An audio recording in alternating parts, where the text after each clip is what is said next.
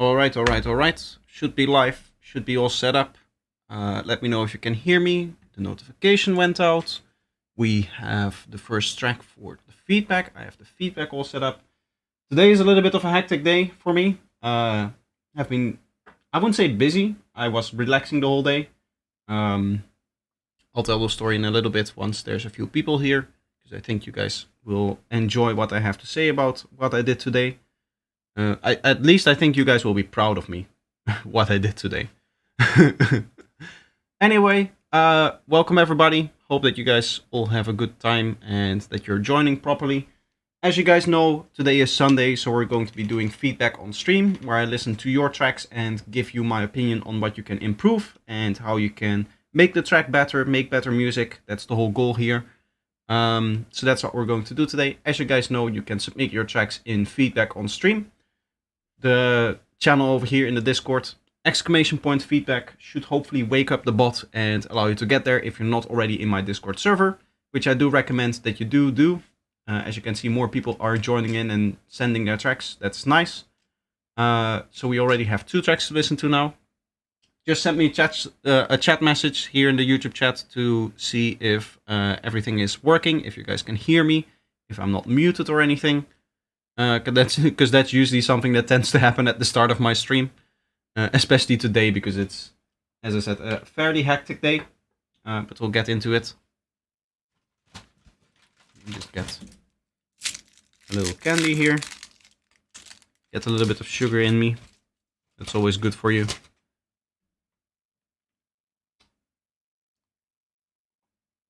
I see some people joining. Hopefully it's all working.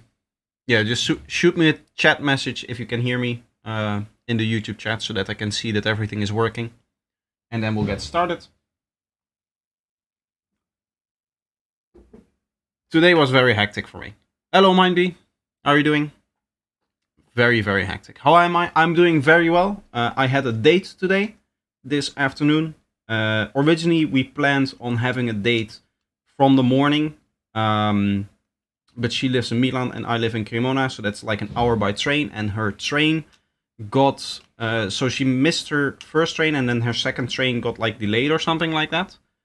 So we ended up having our date in the afternoon, like from lunchtime up until right now. And I just dropped her off at the train station, walked here and turned on my stream. Basically, I had everything already set up so I could just jump into it. But we had a good time. We went to the local violin, or we first had lunch. I picked her up at the train station. We then had lunch, just a quick bite to eat. Both had pasta. And then we went to the local violin museum. Of course, Cremona, very famous for being the birthplace of the violin. This is where it is invented. This is where Stradivarius used to live. This is where all of the great violin makers had their shops and used to live.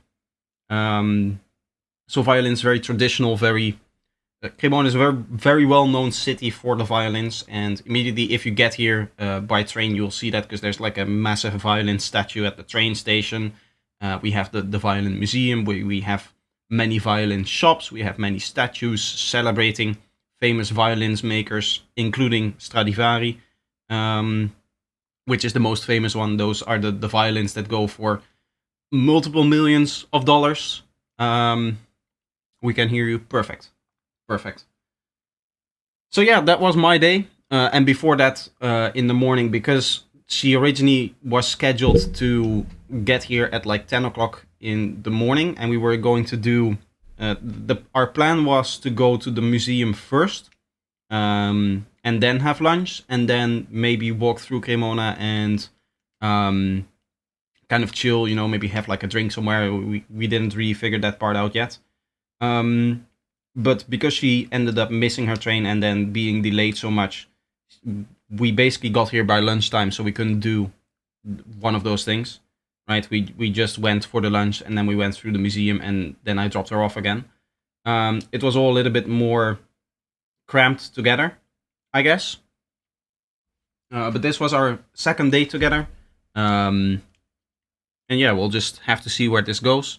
She's very cute, very, very intelligent, both emotionally and mainly just general intelligence. She's just a very smart person, which makes her very interesting to talk to. So that's very nice. I shouldn't be talking with candy in my mouth. That's not very intelligent on my side. But yeah, because this morning I initially had other plans, I ended up with a morning where I essentially had nothing really to do, nothing really planned in terms of my work and stuff like that. So I spent the whole morning, because I just had like this last minute 2 hour of extra time, I spent redoing this menu and rechecking if all of the plugins worked. You can see there's, for those that are familiar with this menu, you'll probably see some like extra plugins in here. I added the kick drum, which is the kick plugin that I recently started using. I added some more stuff in here. There's like 1 or 2 more saturators that now work. There's a few more dynamic things in here that now work, I think. Like some of these didn't open properly. So for example, Boost now opens up the actual Boost plugin and no longer that preset from the different plugin. That was also called like Boost preset something. So I just spent around fixing that. I added some more glitch plugins. I got myself Fracture and Hysteresis over here. I got myself another one, which I haven't added yet. The only thing that I still have to add is the VST stuff starting from here. I have to check all of this stuff still. So most of these have already been added. I just have to see if they open up properly in the menu. And then there's maybe like 5 plugins that still need adding, including a new glitch plugin, which I added today. Let me see if I can find it. Random, what's it called? It's like a randomization kind of plugin, I guess. Yeah, random machine here. This is a new plugin that I got. I still have to activate it, as you can see over here. But this is from the same people that do, or they work together with Melda. So Melda is a very cool plugin company that I use a ton of plugins from, as you guys probably are familiar with. You guys probably know my love for the Melda plugins and the bundle and all of that stuff.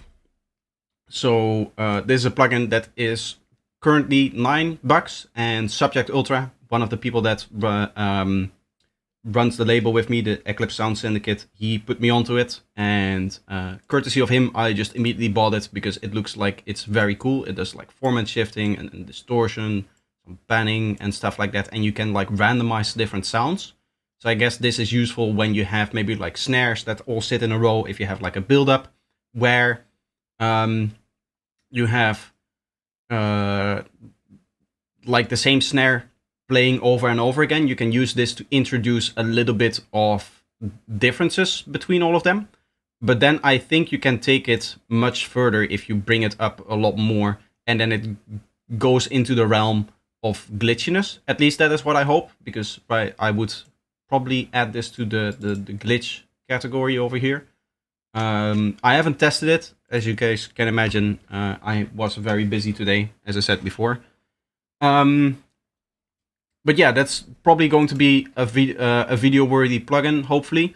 The reason why I wanted to get this plugin is because when I was in university, one of the projects that I did, not in my master, which was like music engineering, there we did a lot of plugin programming. I think I programmed like 3-4 different plugins. Like a harmonizer we did a synthesizer, we did a multi-effects kind of plugin thing. I still might have some of those files, but probably on my laptop, those plugins.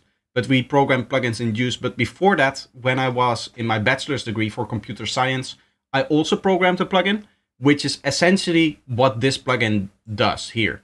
In that what it would do is it would attempt to randomize different samples to mitigate the machine gun effect, if you guys are familiar with that. So the machine gun effect, for those that don't know, is what I described before, where if you have a bunch of different samples and they're all repeating, and say that you have like a snare that is doing a build-up, maybe like 16 notes, right? There's a nice snare. say that you have even eighth notes, you get this kind of effect where it's just the same sample over and over again. So say that this is like part of your build-up, right? And you go maybe 4 bars of this, right? It's very loud for me. I hope that's not too loud for you guys. Let me know if the volume balances are all correct and if you can hear me while this is playing. It is very loud now, so this is at 0 dB. Usually I play back at maybe -7 for the music, so we'll be getting tested like that. But essentially, if you have sounds playing like this, you get this very annoying idea where every sound, because it's so similar, it sounds very machine gunny, it sounds very sampled. And both my plugin that I programmed when I was in university, as well as this new plugin that I have now, this random machine over here, they attempt to mitigate that effect by adding, in this case, random format changes, distortion, panning, ambience, time, and pitch. And my version of that plugin essentially did like a sample and hold noise on top of it. So it would take certain samples and based on a random noise, it would either move that sample up a little bit or down a little bit, like an individual audio samples, as opposed to the samples that we see over here, like these samples over here, where you can see the individual points, right? These are all the samples contained within the audio signal, essentially. What it would do, my plugin, is it would kind of introduce an extra bit of noise based on the amplitude of the signal itself. So here, the randomization would be more than it would be over here. So that was kind of like what my idea was for that kind of plugin. Didn't really work, sounded a little bit wonky, and you could get it to distort in very interesting ways. I might still download that plugin off of my laptop because what it did was very, very interesting. But overall, this should be kind of the idea behind the random machines as well. And this is probably going to be a video at some point. But right now, it is up for grabs for just €9. So I'll just quickly show the page. This is by United Plugins, which is a plugin company that works together with Melda. And as you can see, instead of 49, it's just 9. And over here, I can show that this is a experienced brand. They work together with Melda Productions. And you can also see that in the website. This is essentially the same website as the Melda website in terms of the assets and the way that it looks and stuff like that. Anyway, let's get into some actual music. I'm just going to delete this over here. I'm going to open up the analyzers. We should already have a bunch of tracks here. Which university you went and what did you study over there? So I did my bachelor's degree. I did computer science in Urbino, which is the second oldest university still around, I believe. There have been older ones, but they have since been discontinued. The oldest university that is still around is Bologna University in Bologna, Italy. And then the second one is Urbino. And they're very historical, but the university in Urbino also offered a course in applied computer science, which was really cool because we got to do a little bit of these kind of projects. Generally speaking, when it comes to Italian universities, they're very, very theoretical. And this one was also that. The stuff that we did was still like 75% theory stuff that had no real application in the real world in terms of actually working on big projects. So for example, we never really had a project where, say with 5 to 10 people, we had to program one program or one project. It was always either you worked alone in a project or with 2 people max. But it was more applied than the purely theoretical computer science courses that you would have at other universities. And then for my master, I went to the Politecnico di Milano, which is a university in Milan. But the seat that I went to, the part that I went to, was in Cremona. So that's why I live in Cremona now. Because I dropped out of that university. I didn't finish that university, that master's degree in musical engineering. And the reason why I didn't finish that university is because of you guys. Because you guys started buying my products, started using my private sessions, private lessons. You started using my mixing services, which is something that I started doing more recently. You guys started watching all of my videos. You guys started supporting me on Patreon.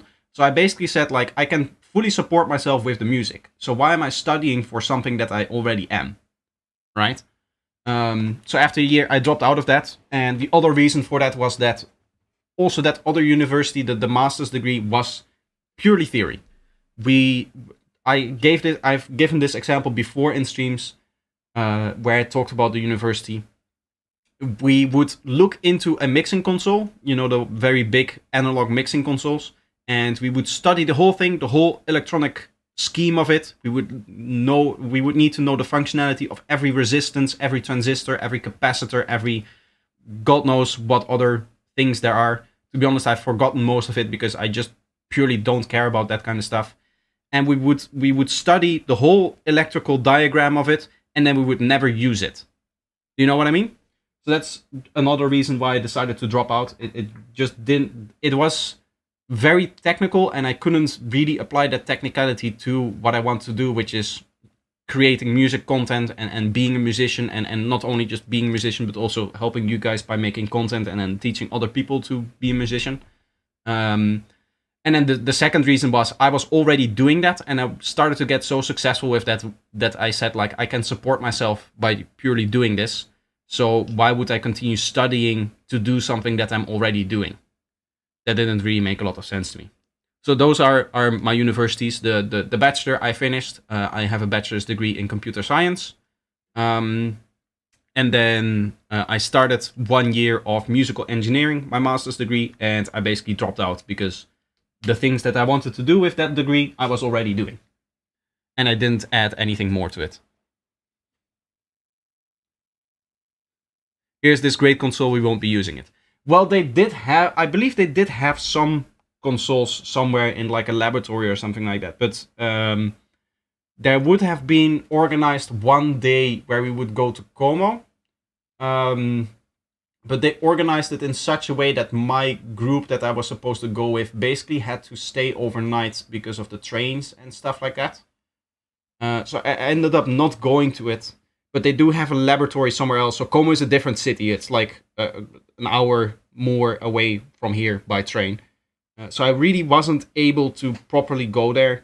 And even then, it was 1 day in half a year. You know what I mean? So it wasn't really the kind of, I guess, course that I was looking for in terms of actually adding to my practical knowledge about music production. Which, at the end of the day, I should have kind of known that. It's always the case with a university that they'll sell themselves more than what they actually do, right? Like they'll have an open day and they say like, oh, we do all of this cool stuff and you can see all of these cool devices, you can see all of these cool things, and then you get to the university and it's just it's mainly theory. But the fact that it was like that with the combination that I was basically studying for something that I was already doing meant that I just decided, like, why not just drop the studies and focus full time on the thing that I actually want to do, and then just continue doing that, which is what I did. Sure, but you weren't going to use the one that you studied. At the end of the day, when it comes to mixing consoles, if you know a mixing console, the usage of them there, what I think would be more likely the case is that we would go to that university and we would have like a tour of the mixing console, and maybe we would be able to move a few knobs and press a few buttons. But it wouldn't, even if we did have that, or even if I ended up having that day where we would, go to the laboratory and actually spend time hands-on with the console, it would never have been any good experience because you would be there with like 60 people. You know what I mean?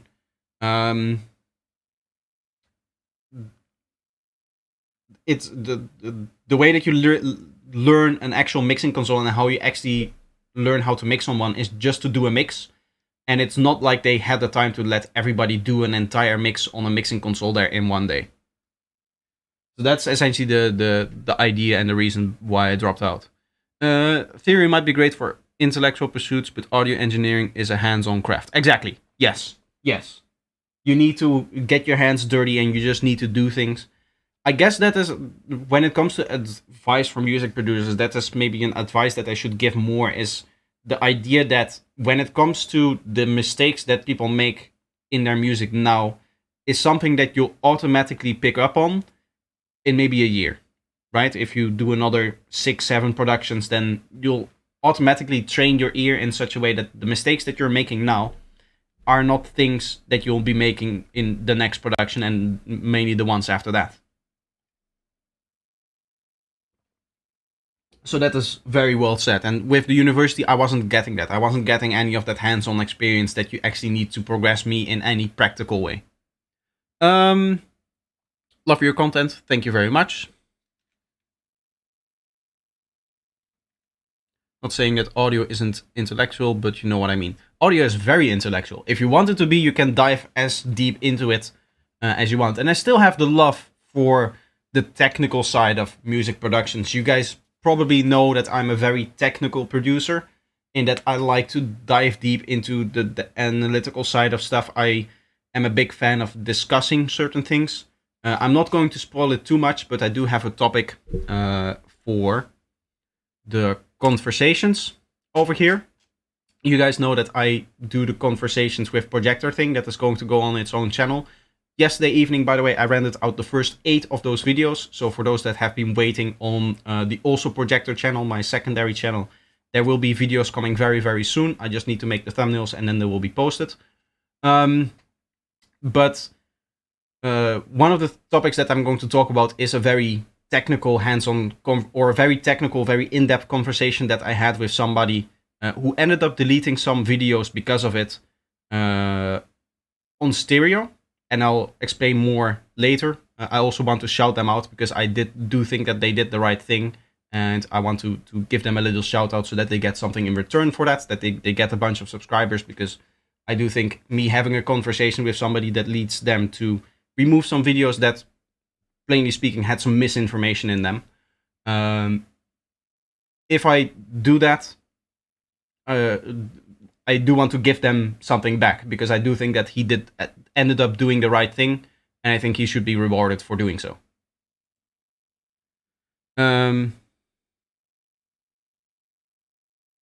Why is your artist name Projector? Is it something to do with projectors? No. My artist name is Projector because I needed a new artist project, and I was thinking, okay, what should I call this new project? And then the name Projector just came up to me. And I changed the C to a K so that it wouldn't be associated with video projectors. He has been a projector in another life. Yes. To be honest, it does make sense, because I do make videos. Like, I do show stuff, technically, on the screen, right? So, if you want, it can have very deep meaning. If you want to know the truth, there is no deep meaning behind it. I just needed a new project name, and the word projector came to me, and I decided to differentiate between video projectors and my musical thing. I'll just write it with a K, and that will be enough to get the idea that it's not related to video projectors, which clearly didn't work. Is it possible to resubmit a song which I was working on and now I got further with? Yes, perfect. That's very nice. It's very cool to do that, because then I get to hear your progression as well. Of course, I don't remember all of your music, all of what you guys did. I have something in my ear, I think. In the break, I'll try to clean it out a little bit. But it is very cool. We need your Dash Glitch collab. We did start it, but it never really went anywhere. Both of us are very busy people. Anyway, I'm gonna get the feedback started. I've been talking for half an hour. I don't want to stream too long today, as you can imagine. As I said, I had a very busy day, so I'm not going to go too far with the stream. I don't want to do like 4.5 hours or something like that. I'm aiming for like 3.5, maybe. But yeah, we're going to start with Danny West, also known as TKO Techno, with ID 23 version 1 extended mix work in progress.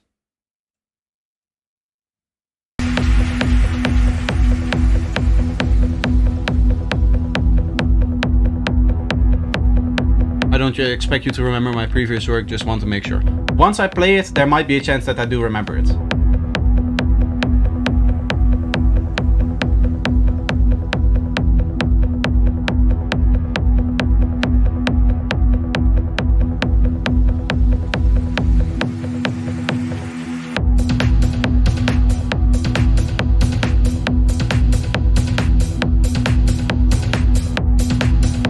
There's a lot of reverb on those percussions.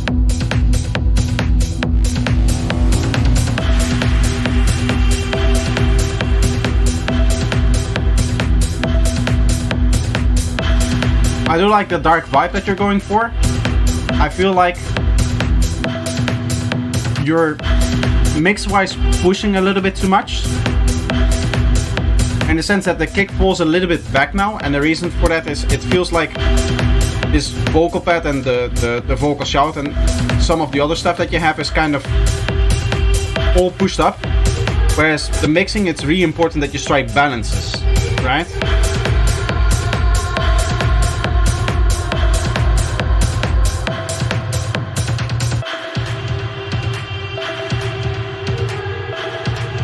There's also a lot of reverb in here. There's a lot of reverb down below. You can see a lot of muddiness, which I don't think you really need. If you're gonna have a reverb on this, just have the reverb on the click over here.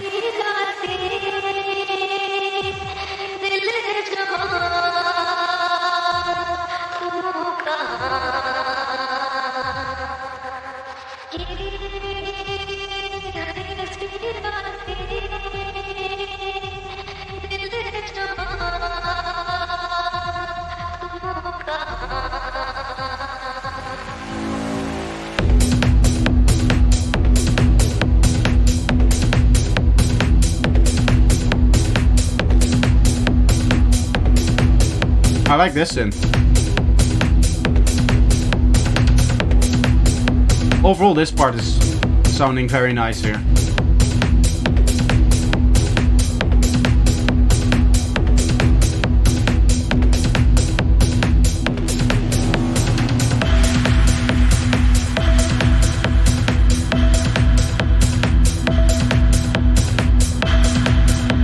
Still some issues here with that the vocal sounds very pushy. What I would do is probably turn that down by maybe 3-4 dB. At least this shout over here. It also sounds like certain parts of it are louder than other parts.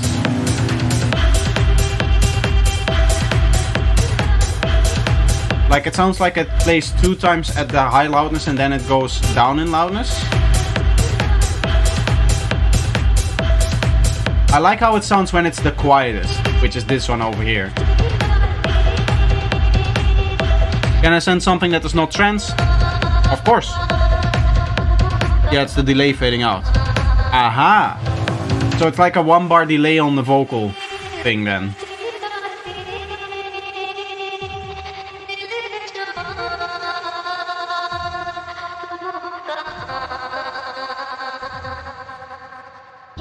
I look at on reverb is always a good thing when you use drums. Remember to use short decays and small amounts of dry wet mix. Yeah, I feel like some of the, mainly that percussion was really, the reverb was too long. And in this case also there was too much low rumble. Especially because you actually want a lot of clarity for the main low rumble to come through of your techno kick.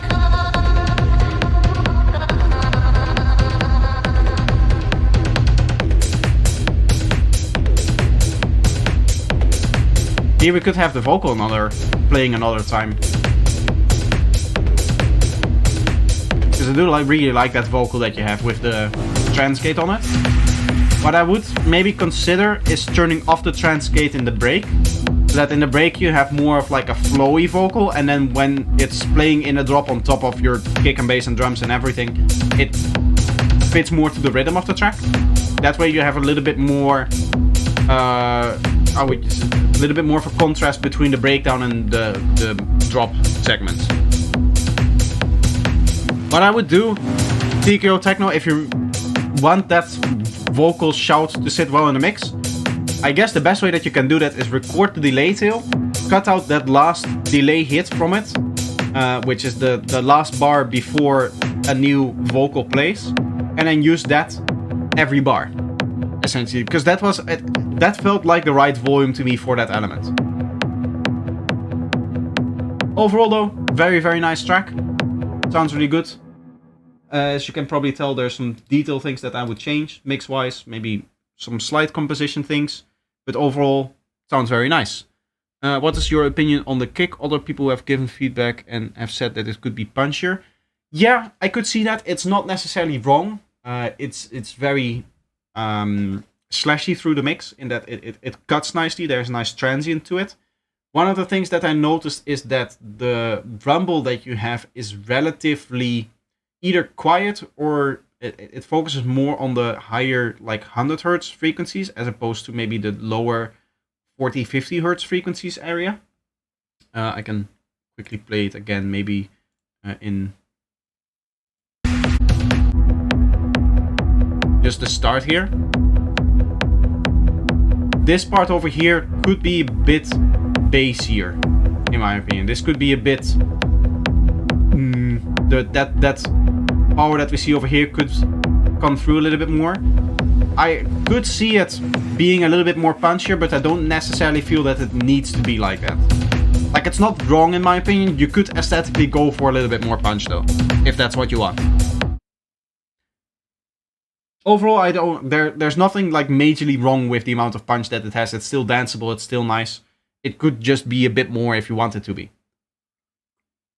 And maybe you say, well, if I do make that change, it does get it does maybe work a little bit better with the mix or something like that. Also keep in mind, as I said, there is that one percussion that has a lot of reverb on it. If you remove that and if you fix those things and maybe some of the other things that I've mentioned in the feedback as well, you might look into the mix differently at that point, and then maybe you find that it's not needed. So when it comes to the punchiness of the kick, I would probably wait for that after properly looking at the mix and all of your reverbs and the cleaning up of space and that kind of stuff.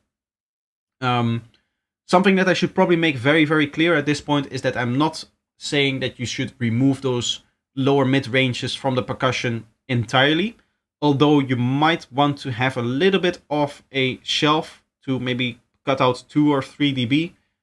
There's just no need to filter that out, right, at like 100 hertz or above that. If it's lower, then probably it is the case, but it didn't look like it when it was playing in the breakdown. The main thing that is really sitting in the way, I guess, is the reverb of that percussion and some other elements is taking away some of the clarity of the rumble, which is also a reverb. There's a little bit of a strange idea in that because you have this reverb mud in the 100 hertz to 200 hertz area from the percussion and some of the other elements, that those rumbles are taking away focus from your main rumble. So maybe that's something that you could look into.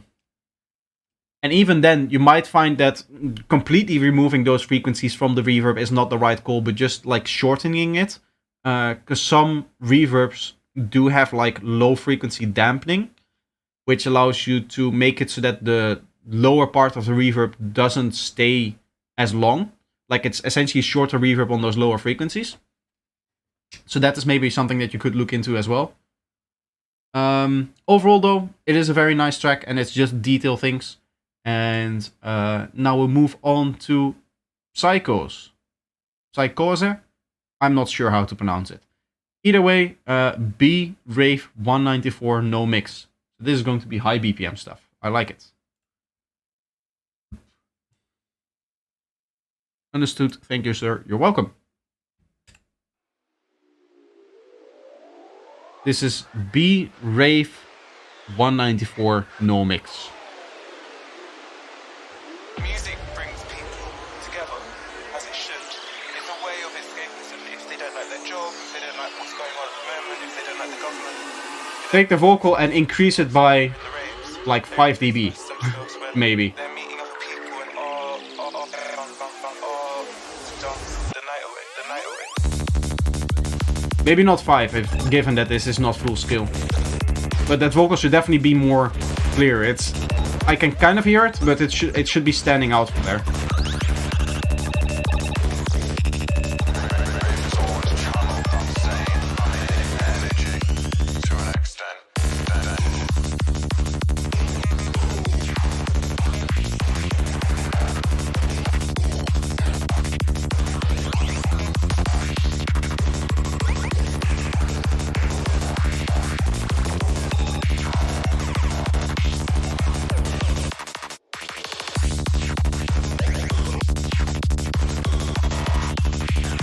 Overall, lovely sound design,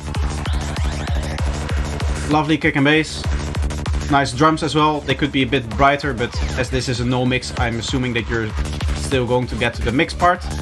Overall, in terms of production, I would like to hear maybe a little bit more messing up of the kick and bass, a little bit more, as I call them, complexities to them. I can drop the link in the chat for that video.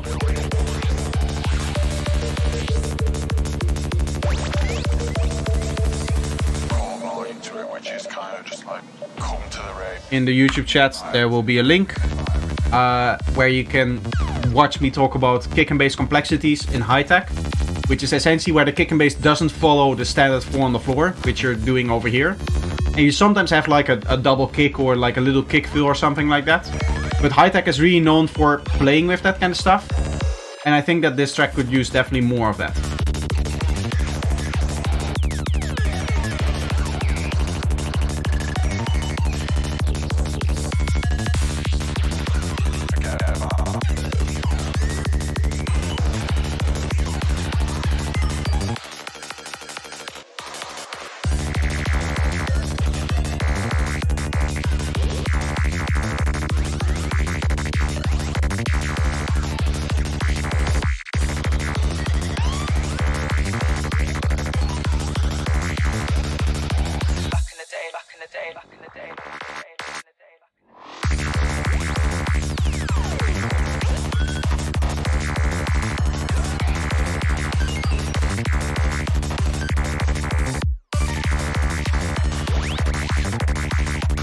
I like that little melodic thing there.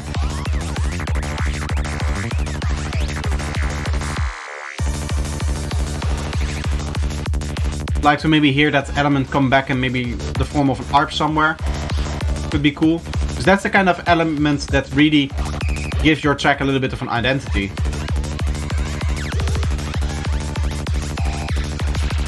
The other thing that I think you can play a little bit more with is some drums, and that the drums just kind of feel like they're continuously doing the same thing. It could be cool to have a segment where it's just closed hats, and maybe a segment where it's just open hat and snare. I don't even know if I heard a very strong snare in here. If that's not the case, then that may be something that you want to look into.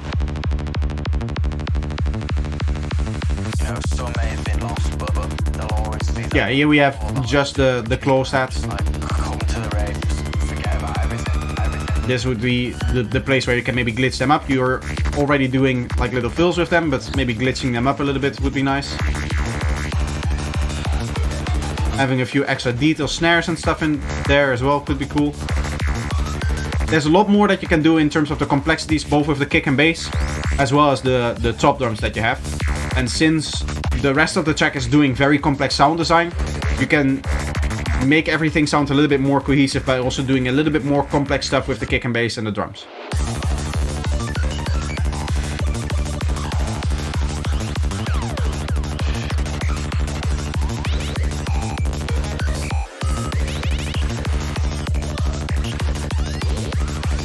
I do believe there is a snare in here somewhere. It just sounds fairly low in terms of volume.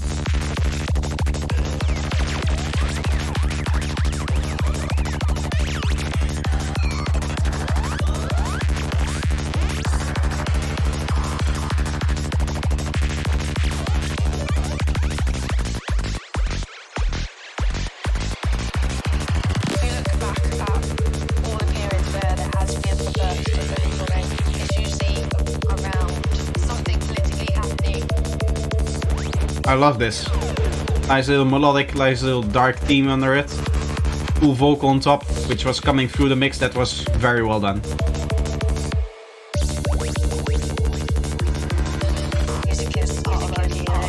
There is a snare.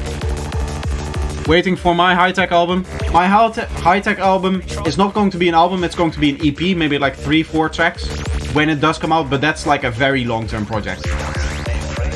It's not something that I'm focusing on, that's something that I'm maybe producing half a track every 2 months for. Something like that.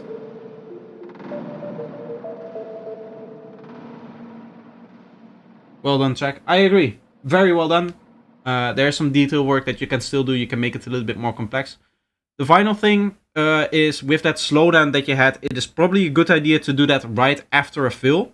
Because right now, the way that it's sitting in the composition of the track is people are already dancing and then suddenly the track just kind of slows down and speeds up again, which might not be the best. It kind of gets you out of the dance and gets you out of the trance that you're trying to put people in, which is kind of like the whole idea behind psytrance.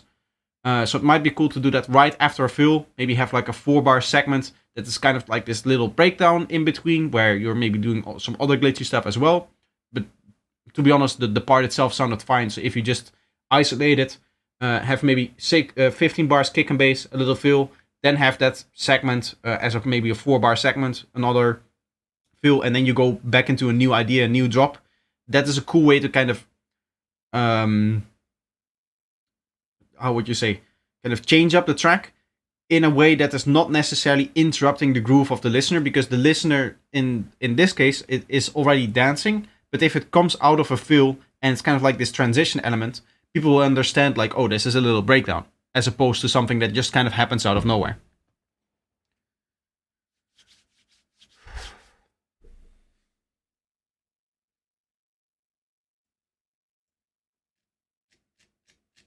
I just quickly have to check if there's no Patreons in here.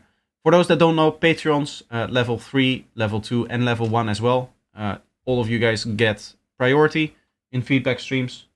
So there's a way to support the channel as well as get your feedback immediately if you submit something. Mary, Tucino, welcome, both of you. Long time no see, indeed, for both of you, I guess. Had to relocate. Oh, that's never great. I know what that's like. I'll have to relocate as well in September, and to be honest, it's going to be okay because I'm just going to go back to the apartment that I was in before, like half a year ago that I went out from September. But now I'll have it all to myself, which is going to be very nice. That way I can actually dedicate a full room to a studio. Right now I technically also have that, but this is supposed to be the bedroom. Like where I'm sitting right now is supposed to be a 2-person bed, which means that I'm sleeping in the kitchen, which is not great, right? I sometimes get woken up by the fridge, or if it's really cold in the winter, I get woken up by the heating, which I leave on overnight. So that's not ideal. But it just had to be a temporary thing because the apartment that I was staying in before was technically only for students, but because I was such a good renter, he decided to pull it out of the student-only agreement that he has with the, I guess the community. It's not the community, is it? How do you say comunità in English? Il comune.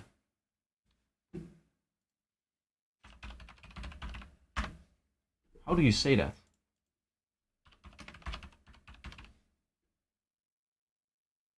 French, no, Italian.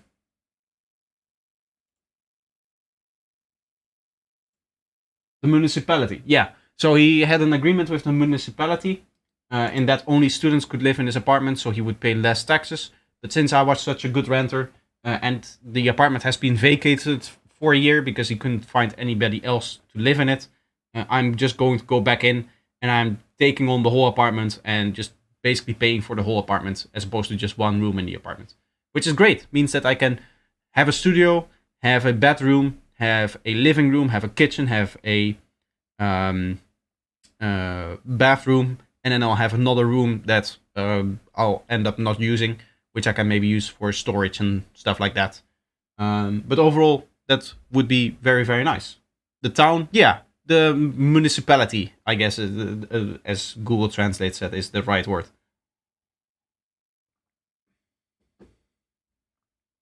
Or as the Italians say, il comune. Anyway, next track is Work in Progress track by MindB. My track is Work in Progress, still no real intro. Should I duplicate the out melody in the break to fill the intro? I don't know. Let's have a listen. To be honest, I cannot judge that right now. I should probably listen to it first and then I'll tell you. Sorry, I have to play it from here so that we don't get autoplay. Yeah, Work in Progress track by MindB. this will end up on the label, as you guys know, because MindB is one of the people that runs Eclipse together with me and some others. So you guys are getting a sneak preview.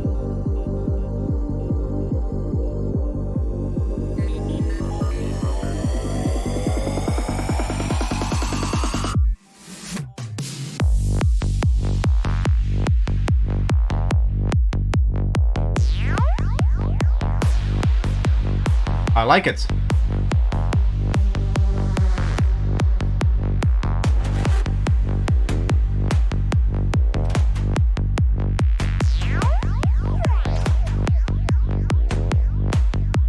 Is this the same drum pattern that we used in our collaboration, MindB? In that case, what I would do is probably change it. If the drum pattern is the same with the orchestral drums. Might sound a little bit odd to have the same pattern in 2 of your tracks.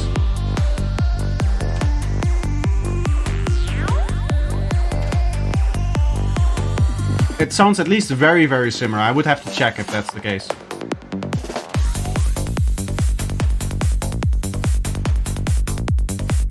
Very nice transition.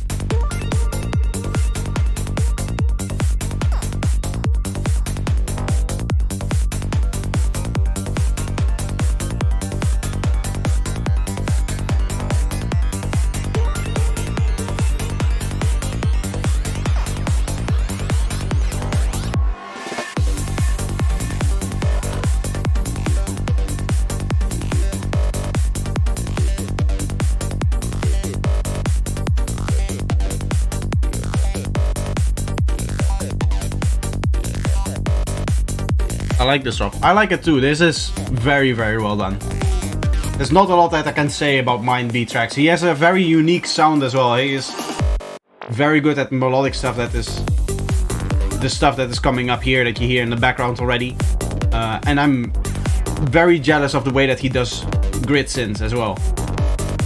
Those are 2 things that I have just no idea how to replicate how he does it. I guess everybody has their strengths as a producer, but MindB definitely has a lot of them. And I'm very happy that I'm able to work with him so much.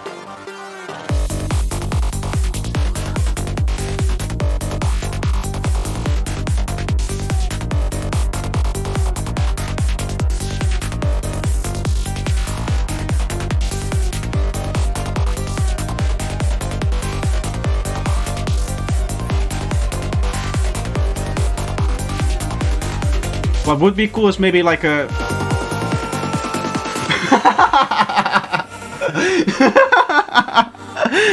Even before I finished the sentence, he's there. With the vocal. I was like, a nice big vocal shout would be cool.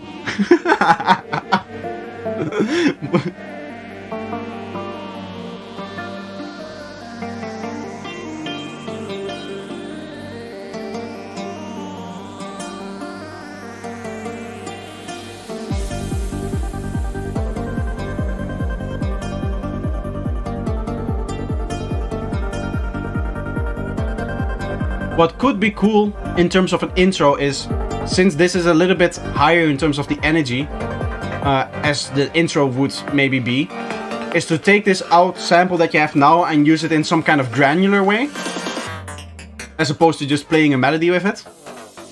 That way you still have the same kind of sound, but there's a little bit of a difference between the intro and the breakdown.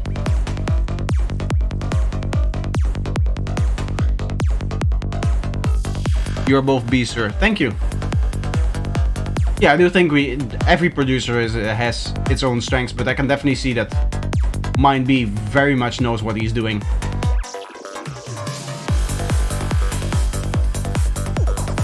I'm always very pleased with the music that he makes and the results that he gets, and also just very nice person to work with, collaborate with. And as you couldn't tell from my comment before, we are working on a collaboration as well together, in regards to those drum things. I believe I heard that drum pattern before somewhere. It could be our collaboration, it could maybe even be something else. Sense of Life, maybe? It's what I believe it's one of them. I would have to check, but I'll probably after the stream just listen to a few of his tracks and then I'll probably find it. Either it's the same pattern or it's like very close and I'm just misremembering something.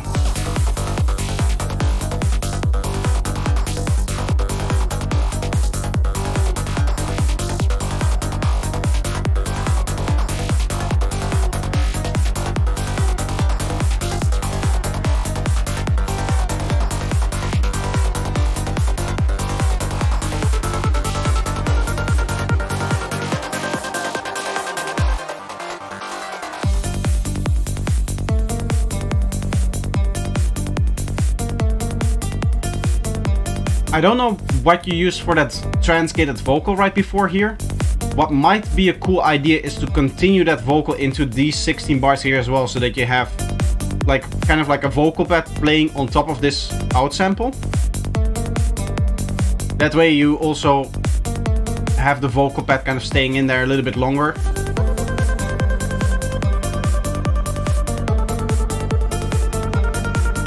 Yeah, like this.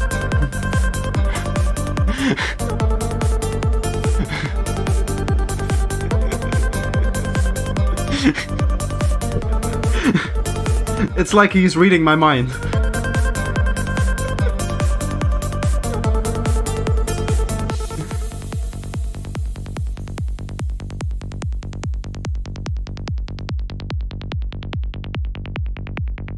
I don't even think I have to check if there's a clean kick and bass in here, but I'll just quickly do it and yeah, the answer is yes.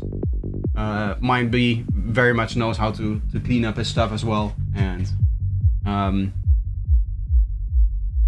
I think we simultaneously discovered the idea of wavetable kick and bass together, because while I was in the early stages of working on my the stuff that I did with the wavetable bassline and stuff like that, he sent me his pack of wavetable bass like wavetables for bassline, which he has on his Gumroad as well. I'll do a little bit of promo for the both of us. I have, of course, my own wavetable pack, which is currently on sale, which is this massive thing. This has 3,000 wavetables, and it's like you can switch between them, which the benefit of this is that you just have a massive amount of choice and you can exactly see if you can get the right texture that you want, and maybe some of them don't work. Like this doesn't look like a waveform that would make for particularly good bass, but maybe there's like another one in here that may work a bit better. If I go maybe this one over here, this might be a bit more interesting of a curve. This is kind of like a hit or miss kind of thing. Yeah, this looks more like a curve that I would use for bass tables, right? The wiggle that you often see in the processed bass lines. So mine is like a massive pack of different wavetables that eventually you'll get to the exact point that you want. My B just has these single cycle frames over here, so you can see it doesn't really change with the wavetable position, but these just work, which is really nice. Oh, that's not part of it. Yeah, but these are his Sybase tables. And I think when I was working on my first wavetable bassline, so this bass pack I recently made, but like I think 2 years ago now, or a year ago now, something like that, when I was working on my first wavetable idea, and the for those that remember the M Sound Factory patch and the cleanest bassline video, that all of that stuff, back when I first started exploring it, he actually sent me this pack, the one that I just showed, kind of like at the same time. So he definitely knows what he's doing. He is a very, very talented producer, and hopefully it shows in the music that we just played. He just knows his stuff, and it's really cool to work with him. I'll quickly send MindB this pack over here for those that are interested in these bass tables. Oh,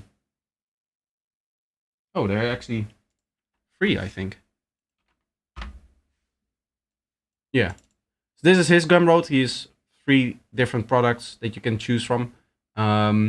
if you are interested in supporting me as well, right now is the time to do that, because of course I am running a sale on my Gumroad.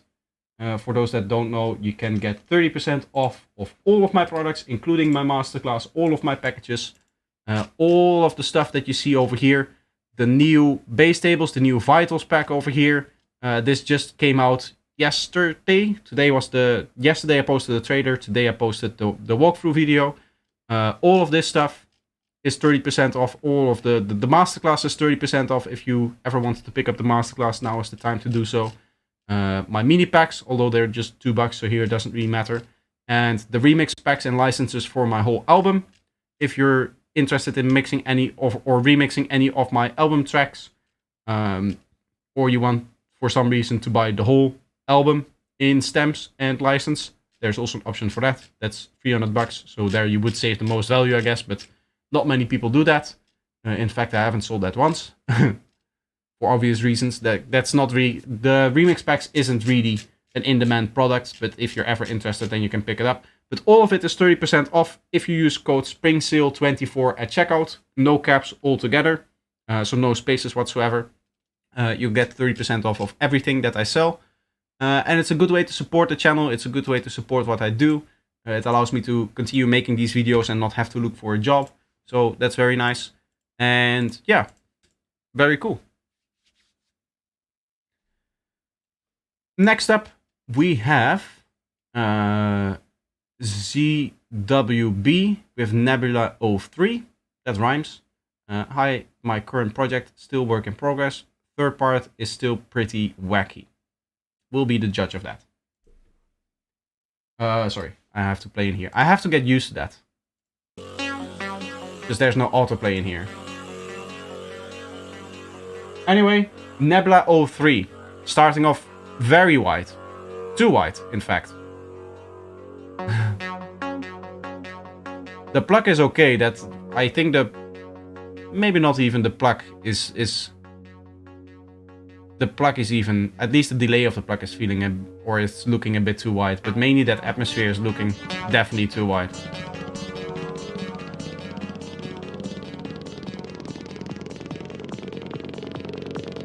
So for the intro, if I understand, take the out melody and granulate it. You can take the melody, but you can also take an individual note of it and maybe find some cool granular stuff that you can do with it. There's multiple options there, but you can experiment with what you want there.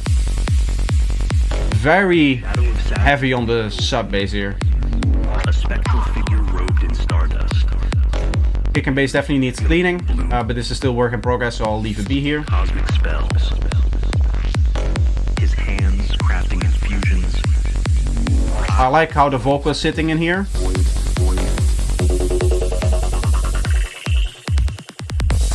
I would remove this noise riser that you have going on in here, because that's kind of blocking up the vocal. It doesn't really feel like you need it.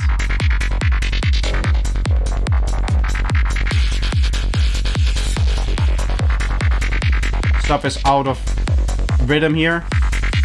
There's wonky stuff happening here, making it so that this isn't on the kick, which you obviously want.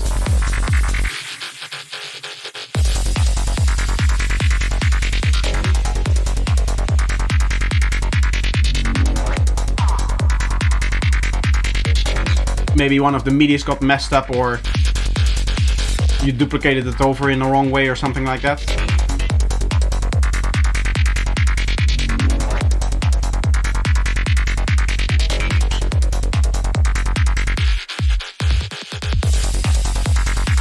This synth feels a little bit on the loud side.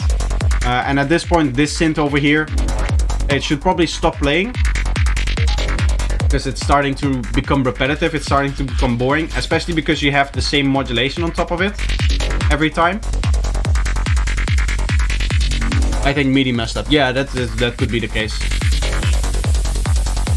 If it was always out of rhythm, it would probably be... This is very annoying to listen to. The 300 Hz area is an area that we're very sensitive to. In fact, I'm turning my volume down on my audio interface.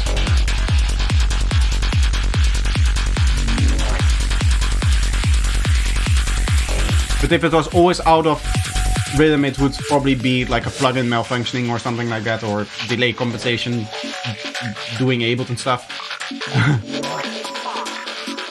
But if it's just like one part of it, it's probably like a MIDI that is messed up somewhere.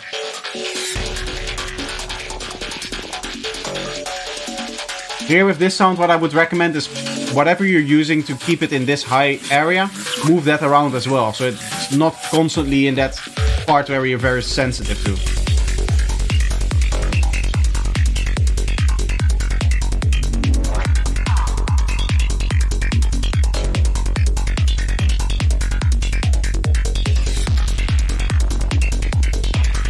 Here maybe a big ethical vocal, something that sings kind of on top of it.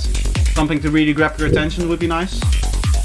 Because up until this point, as cool as the sound design has been, which I definitely think it is cool,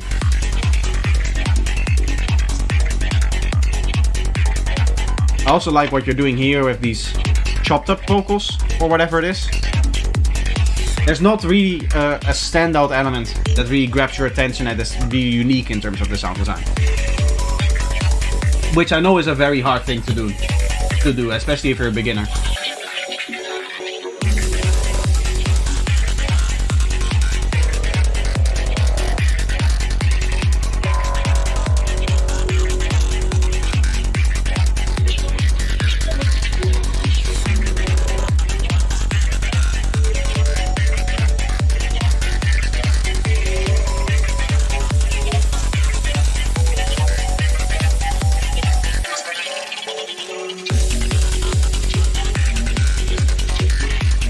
At this point I would drop out the vocals that you're using here and introduce a new synth, because you're like kind of like flowing upwards, you're flowing to the climax, and then going back into the same sound musically doesn't really work that well, even if it's messed up or plays a different rhythm or something like that. I would probably just go into a different synth that makes it more interesting, that keeps the track more interesting overall. The nebulae unfold. Stars emerge, igniting the dark. I like how the vocals sit in here. Resonating. What I would probably not do is have the hats in here. A symphony of creation.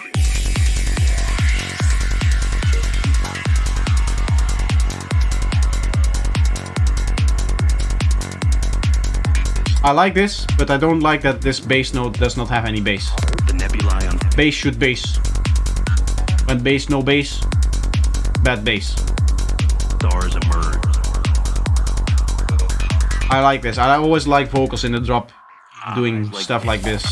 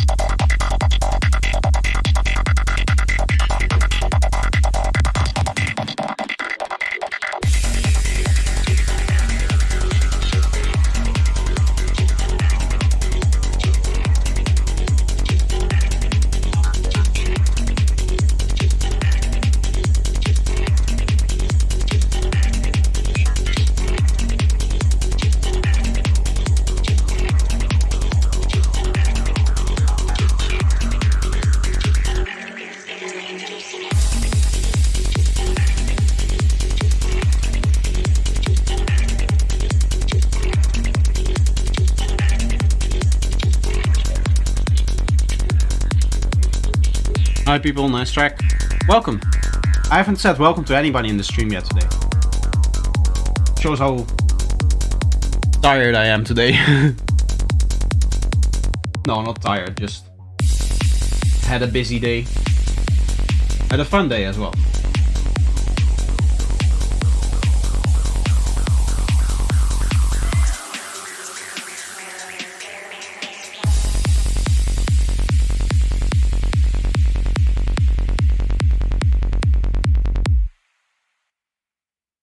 Overall, yeah, it does need a lot more work. I think this can definitely become a lot better. Hopefully, throughout the track, I've given enough feedback for you to work with. It does say that it's longer than this, but it did cut out, so I'm assuming that the rest is silence here. As you said, the end is also pretty wacky, and it just kind of randomly stopped here. So I'm going to finish playing it here. But yeah, overall, there's some cool ideas in here. I think you can definitely build on this, but it needs a little bit more work than, say, the MindB track over here. If I can say it like that. I think that's fair to say. Let me just quickly check.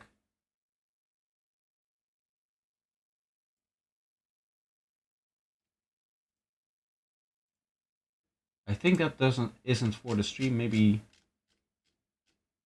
I'm not sure if somebody posted in the feedback not for stream here, Hans. I'm not sure if you're meant to play it here in the live stream. In that case, this is the channel over here, and you can post it in the feedback on stream. Also, for anybody else watching right now, if you want to submit your track, !feedback will get you into my Discord server, which is this program over here. And from there, you can just post right here, and I'll be able to see it. More stuff, I guess. I don't know. Anyway, next up we have CBPM with Damn Cold Work in Progress. Very nice artwork. I like that. Looks very cool. Let's have a listen. So this is going to be some drum and bass, a little bit different, but of course nothing is forbidden here. You guys can post whatever type of music that you want, and I'll listen to anything, even though I mainly do psytrance.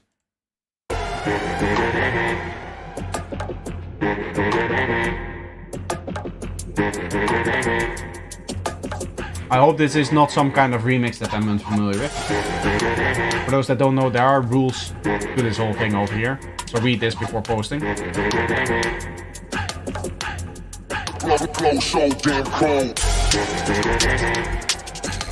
Thanks for the feedback. You're welcome. I hope that it's useful.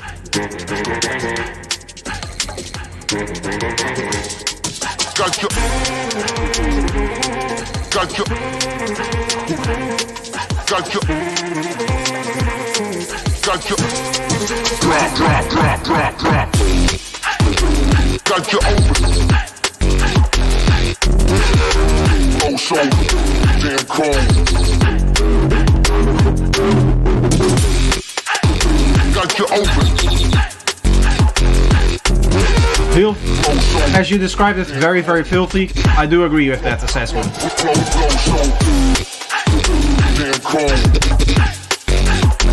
I think my stereo analyzer is messing up a bit, because it looks like it's just pushing to the side sometimes. Or maybe not.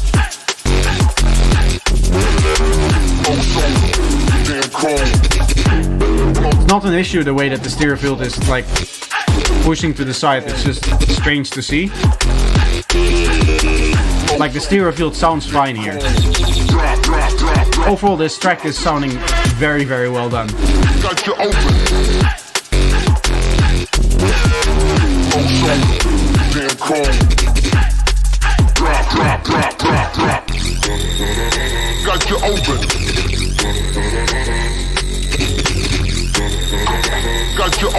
This sounds, what I would do with that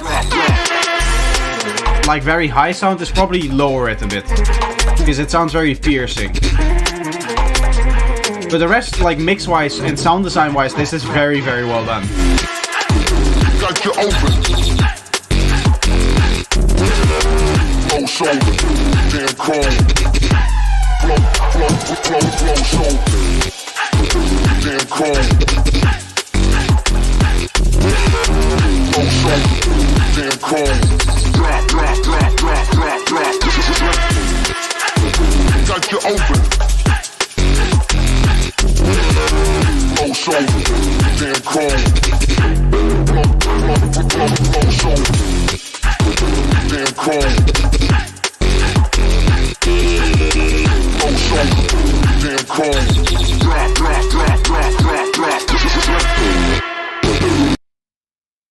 Very cool. I would like to hear an outro. It just kind of stops right now. But overall, this is the kind of track where you can hear that somebody really knows what they're doing. There's a difference between loudness and clear loudness.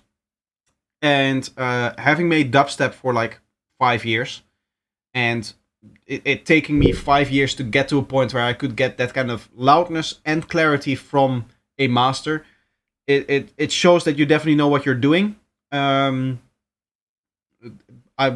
curious to see if you're using something like the clip to zero method, or if there's a particular way that you're pushing stuff into a limiter or stuff like that. Overall, I do think that just in terms of the composition, you're leaving a lot of space, which is very, very important in this kind of stuff. There's no room for detail sounds. Either there is a sound there or it's not there, right? In the sense that you have this massive bass that is growling through it, and then the kick has to come through, the snare has to come through, everything has to come through and be loud and be upfront in the mix. Whereas with something like Psytrance, I talk a lot about supportive elements. There's just no room for supportive elements if you're doing a mix like this. It's either the sound is full power, it's fully there, it's fully in your face, or it's not there whatsoever. Clip to zero is good technique, bathymetrics. Yeah, they definitely know what they're talking about when it comes to mixing loud stuff. Like they can get a mix to be -6, -5 LUFS without any mastering processing, which just boggles my mind. I cannot do that even after having watched his whole or their whole series on the clip to zero method. I don't actually know how to apply it yet. But overall, when you're trying to make a track like this, which is basically a square wave when you look at the waveform, but what we saw up here, it's just this sausage of loudness, right? Getting it to sound that loud is not difficult. Getting it to sound that loud and having every element sit properly in a mix and have every element be understandable and have everything be clear in a way that you can just hear what is going on exactly in the mix, that is very, very difficult. So that is very well done. Apart from like one or two things that I think I mentioned, that there was that one synth that sounded a little bit piercing to me, in terms of that it pitched kind of up and it stayed in that very high frequency and very strong. I would tackle that. But other than that, there's not many notes in here. It's very easy. You just need the right tools. The theory is very easy, right? And that you just clip everything. But properly applying that theory to get to a point where you can get your mix without mastering process, without a mastering clipper, without a mastering limiter, without anything, to play at -6, -5 LUFS is very, very hard. And to do it in a way that is very, very clear. I don't like CTC too much. Do you mix like that, Projector? No. For Psytrance, it's not needed. For Psytrance, we're not really looking for that kind of pristine loudness that you get from the clip to zero method. If you mix Psytrance in that way, it's almost too loud for Psytrance. Psytrance benefits from a little bit more dynamics still. Not that we're not loud, right? We do push stuff into a mastering limiter, but we're not squaring off every waveform. So this is taking it another step higher, right? It may not sound like much, but I tend to aim for -8 LUFS short term or momentary, whatever it is, on the loudest part of my track. The difference between -8 and -6 LUFS in terms of what you need to do for the mixing is a whole nother ballpark. It's a whole nother world if you want your mix to be, sounding properly and be clear and stuff like that. Once again, it's very easy to get a mix that is -6 LUFS if you just don't care about the clarity of your mix. But doing it in a way that is both loud and clear is very difficult. Oren is another person, the guy that makes techno, it's a techno track every week. He also has mastered that kind of pristine loudness, and I think I could go back if I put my mind to it and start working on dubstep stuff again. I could probably get there again, because I used to be able to at least get very close to this kind of mix, this kind of clarity, with the way that I was making my dubstep, I think. But overall, it's a difficult thing to do. It took me like 5 years to get to a point where I was like, okay, I'm happy with both the mix of this track and how loud I can get it to be without it actually breaking apart, without the mix no longer making sense. You know what I mean? That's the hard part. The loudness itself is very easy. It's just about how much are you willing to tolerate in terms of the negatives of the limiter and the clipper that you're pushing it into. But getting it this loud with so little negatives that the mix just completely makes sense is very well done. Hats off. Next up, we have Cosmo Rave 160. I'm assuming that's the BPM. Bringing acid techno back to life. Work in progress, obviously. Let's have a listen. This is a track that we heard before.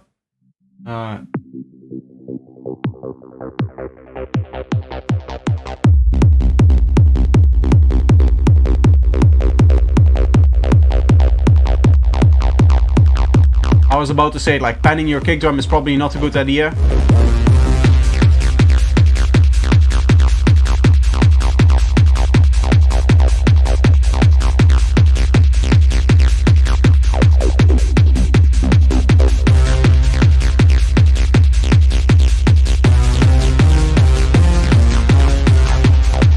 The track I sent here is made with Flip to Zero technique, no mastering, no mixing.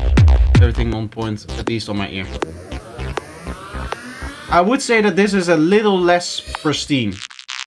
Mainly because the way that the acid sound combined with that brass sound when they were playing together the first time around.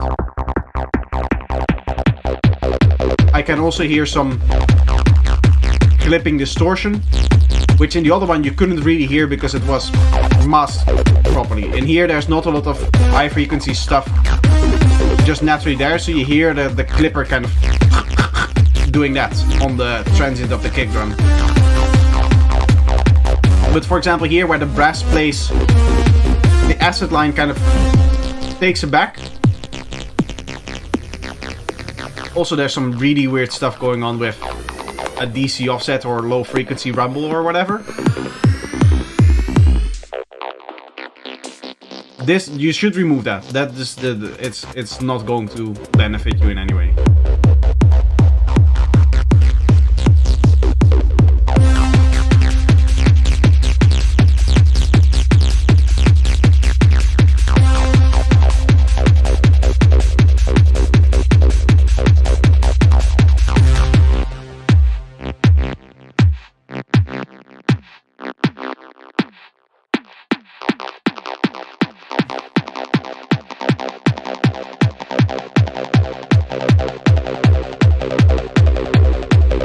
Yeah, it's rumble properly. Oh, that's the next one. Sorry, I mixed up some names here. Sorry, wild behavior. This is Cosmo, this is not you. I could see this being also clipped though, because I could hear some like of that growly stuff. Maybe that's where the confusion stems from. Overall though, very nice track. I like it. I don't remember the old version of it, so unfortunately I cannot say if it gotten a lot better. But it sounds good. It sounds cool. There's some cool ideas in here. What I would do is probably alternate maybe a bit more with the brass and the acid, so that when the brass plays, the acid doesn't play. It could be cool to have a part where it's just the brass playing, and a part that is just like the acid playing, because I feel like the acid plays most of the time, if not all the time. So it could be better to just play it separated, I guess. Sorry, I'm getting messages and stuff like that. I'm a little bit distracted. I shouldn't do that. Mine is not trans. If it's boring, please skip it, lol. No, I don't skip stuff. I give my honest feedback on tracks, and that's what I do here. That's what I like to do. So that's what I'm going to do here. I am, however, going to check how long I've been streaming. I guess I'll do one more track before I go to an actual break, and then we'll have a little break, and then I'll come back after that. I have a few more tracks to listen to. But for now, we're going to play Parting the Red Sea by Joseph, also known as Wild Behavior.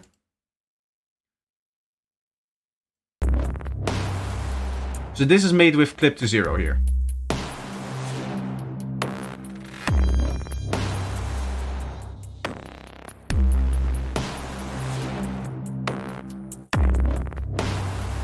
Strangely, I do see a lot of transients. Still, this kind of stuff would be clipped off in clip to 0. Also, there's very strong interference between the 808 and kick, or whatever the two elements you're lining up here.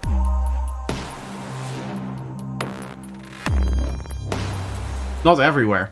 This seems to be in phase. But we saw another one that wasn't. Yeah, here there seems to be some strange cancellation going on. Maybe you're playing it in two different notes.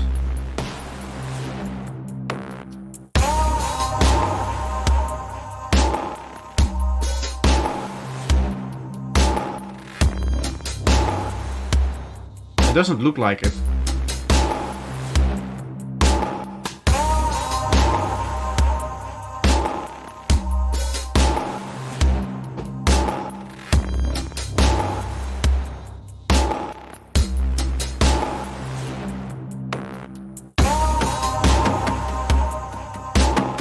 Thanks, I'm alert into making bassline a bit quieter. Yeah, bassline. The kick, I think, I mentioned. That it's slightly clipping. The bassline sounded fine for me on your track.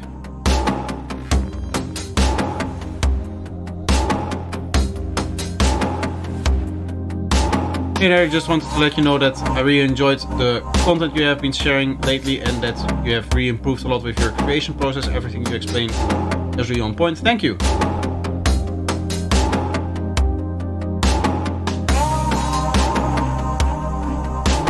I do see some clipping, I guess, in this mix. Overall, though, the mix is fine.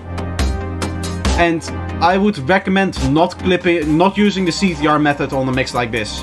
This is the kind of sound that I feel like could benefit from a more dynamic mix like you have it now. Because I can still see like this kind of stuff. This would all be clipped off. This would all be sausage flat over here with the clip to 0 method. This transient over here would be flat over here because you would clip the individual hi-hats. You would clip everything, so there wouldn't be spikes out of there. And what is nice to have is to, for this kind of mix over here, where it's not really super aggressive drum and bass like we had before, it's nice to have that dynamic in there. It's nice to not have such a strong sound to it, because it makes the track a little bit more lively. Right, you don't get that pristine loudness, but because this isn't necessarily over-the-top, super loud dance music, it doesn't need that. So you can play a lot more with the dynamics and keep it a lot more intact to just get a more lively, more punchy mix out of it.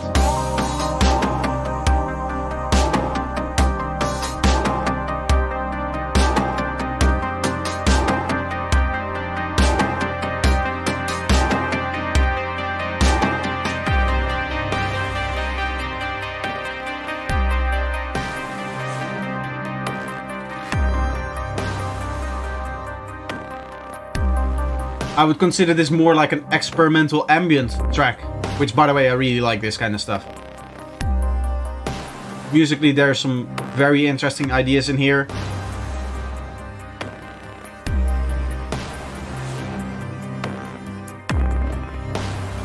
I hear like some violins coming in the right channel, which I really like.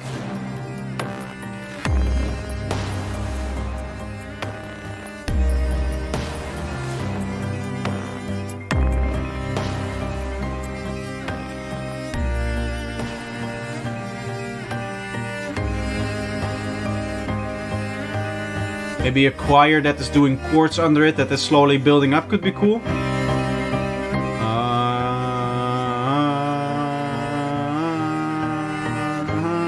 Just going up and up and up like that could be a nice way to kind of, instead of having an energetic build-up in terms of risers and snares that go faster and your standard build-up elements, you have a way to build up musically with like a climax kind of way, just by having the musical idea slowly rise up.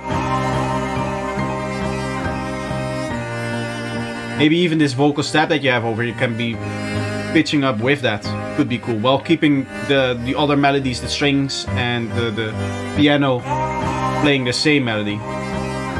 There's some more cool, interesting musical ideas that you can do in here, and I definitely feel like you can explore that kind of more experimental territory, because I feel like this is more of an experimental kind of track.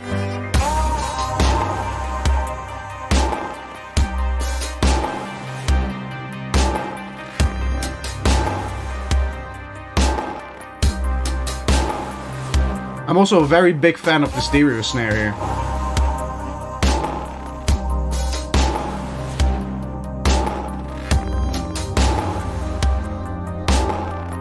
I like the little slap delay that you have going on here. Tack, tack. Keeps it a bit more groovy.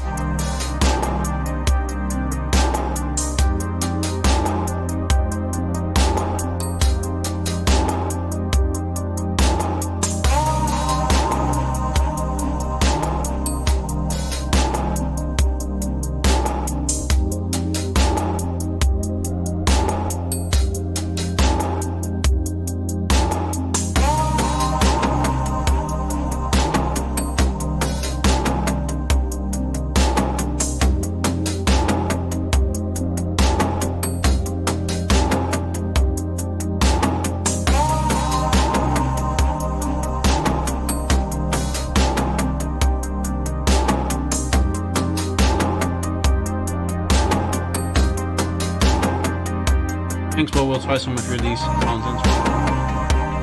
Nice. Overall though, I really like this.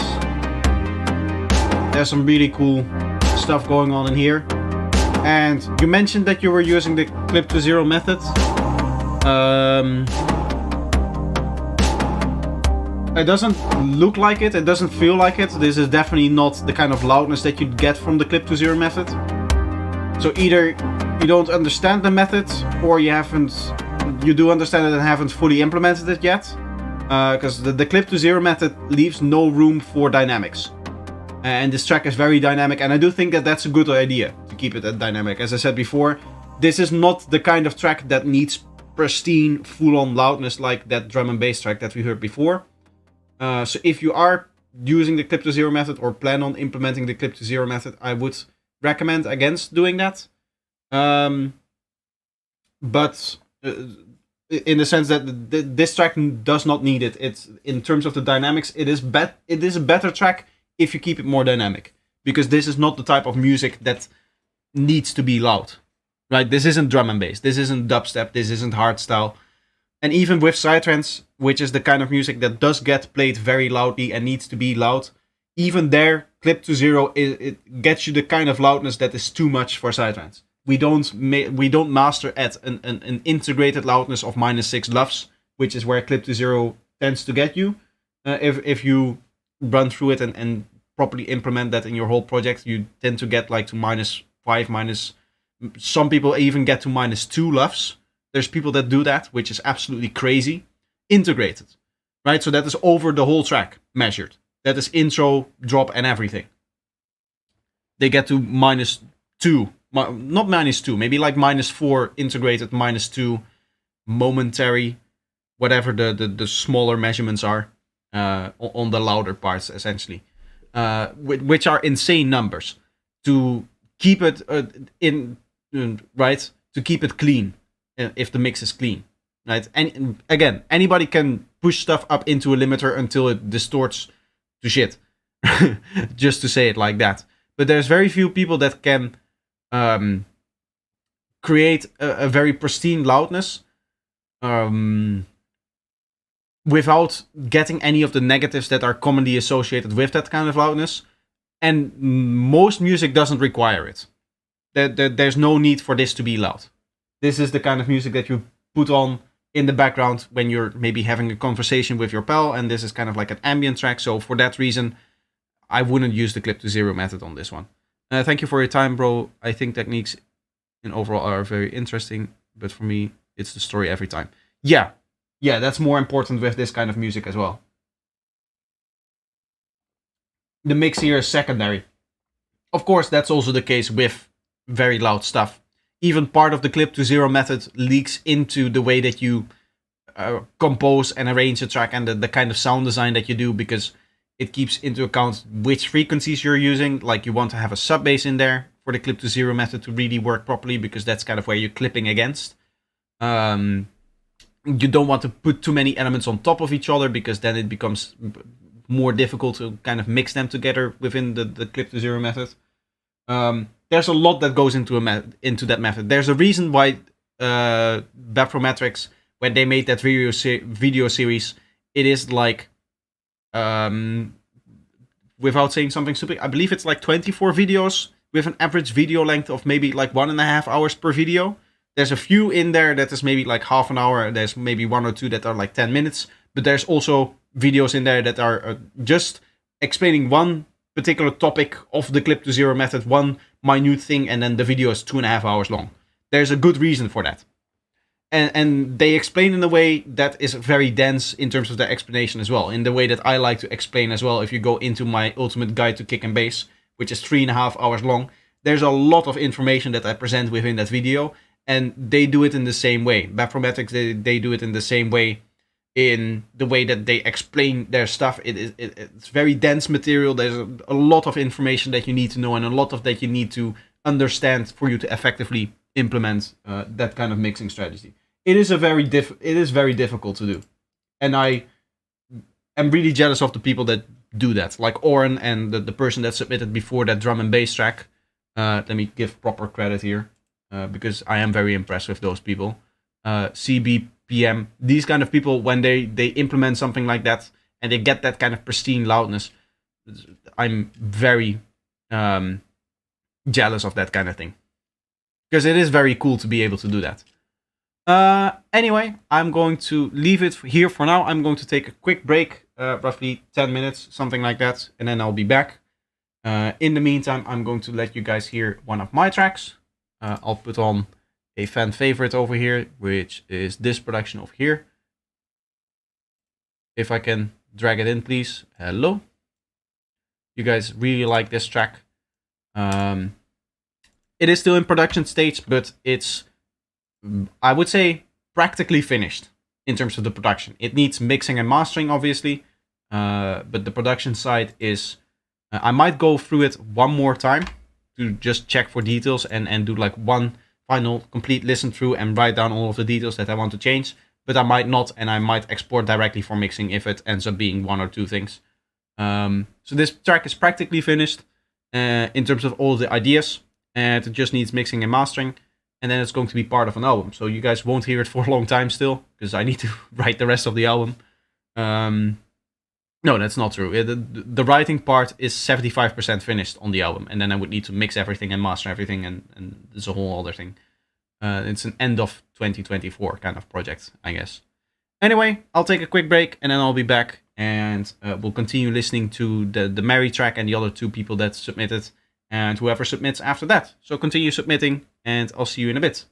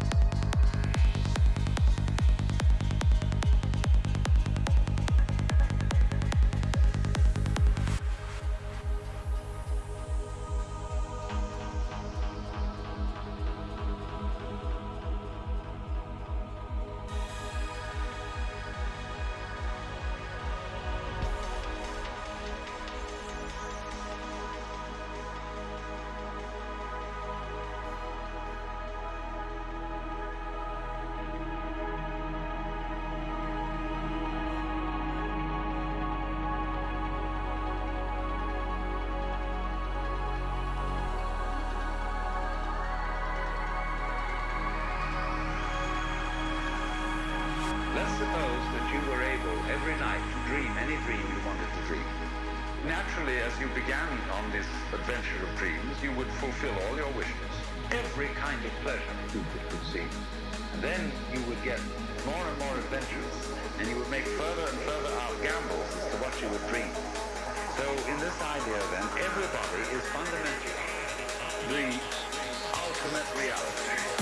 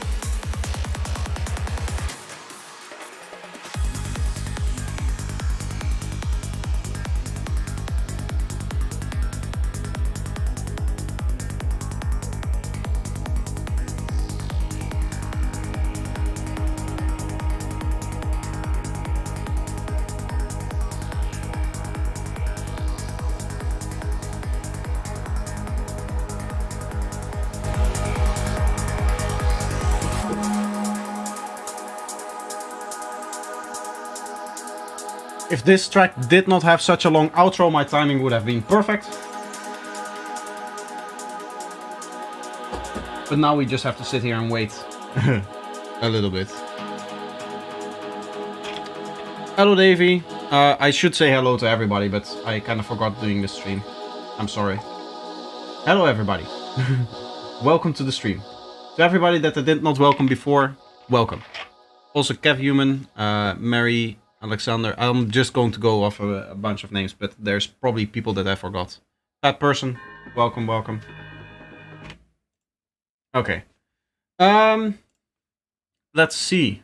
Which we did this track. I'll quickly check if there's any patrons, which there are not. For those that don't know, if you become a patron and you link your Discord account to your patron, which is a very important step for this to work, because otherwise I cannot see if you're a patron or not, you'll get a red name and then you get to skip the queue. Then of course your name in here also shows up as red. And you basically, yeah, you get to skip the queue, and any people that are in front of you with the feedback get temporarily skipped, and then I just continue from there on. It's a way to, of course, support the stream, support what I do over here, and you get a little benefit from that.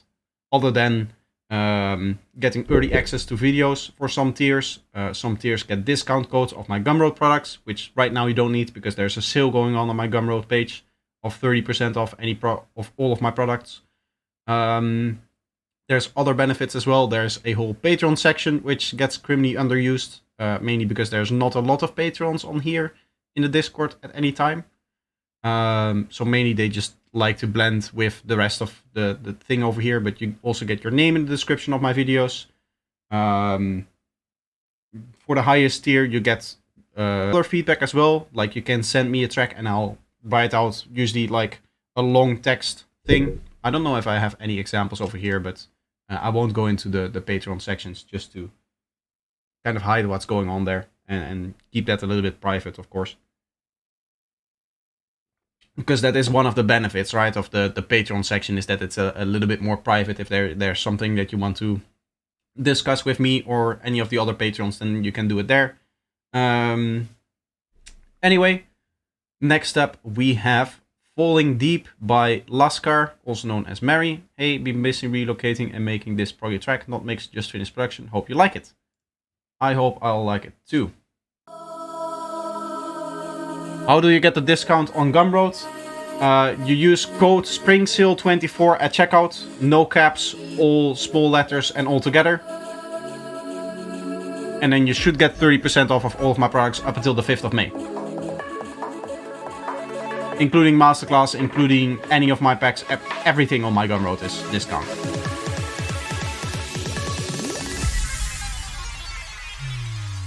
Cool turnaround here.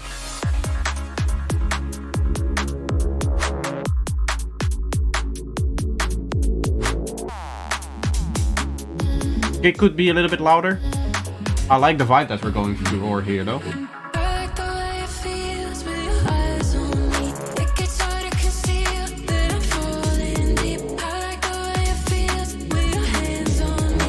I hope this vocal doesn't get copyright claimed. I'll just wait. This is the code. Just copy paste that and then it should work.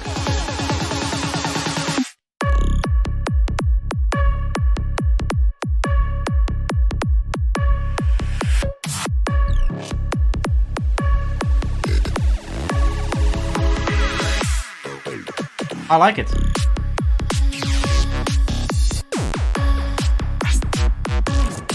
Production wise, this is very well done. The mix is still, but as you said, it's still not mixed, so I'm assuming that you're still going to tackle that, but there's definitely some issues with this. What I would like to hear maybe in this section over here is just the 4 on the floor kick. Because I feel like you're maybe trying to do a little bit too much with the kick drum constantly playing like non-standard rhythms, I would say.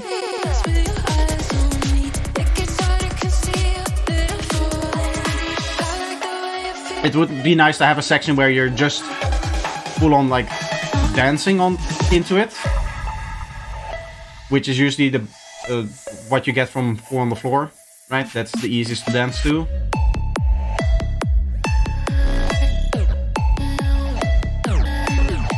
I guess here we have a little section of that.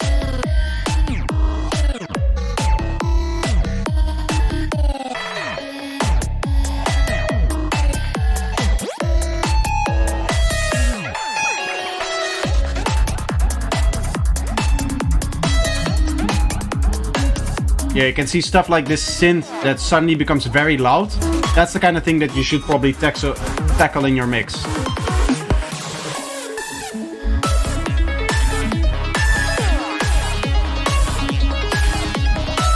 Because now you can hear that the kick and bass start to suffer because they're put behind that synth. Which is not what you want. You want your kick and bass to just come through so that people can dance to it. Nope, vocals are from Slice. Perfect. That doesn't say anything, by the way, because there's maybe some idiot that uploaded it to the Content ID system and I still get a claim from, not from you, but from somebody else. Either way, what I've started to do is just muting tracks. I don't care anymore about your copyright, so before I wanted to have it so that people could watch back their feedback. Now I just don't care anymore. Anytime that I get a claim, I immediately mute that part of the stream, and that's just on you. That's unfortunate, but I've stopped caring.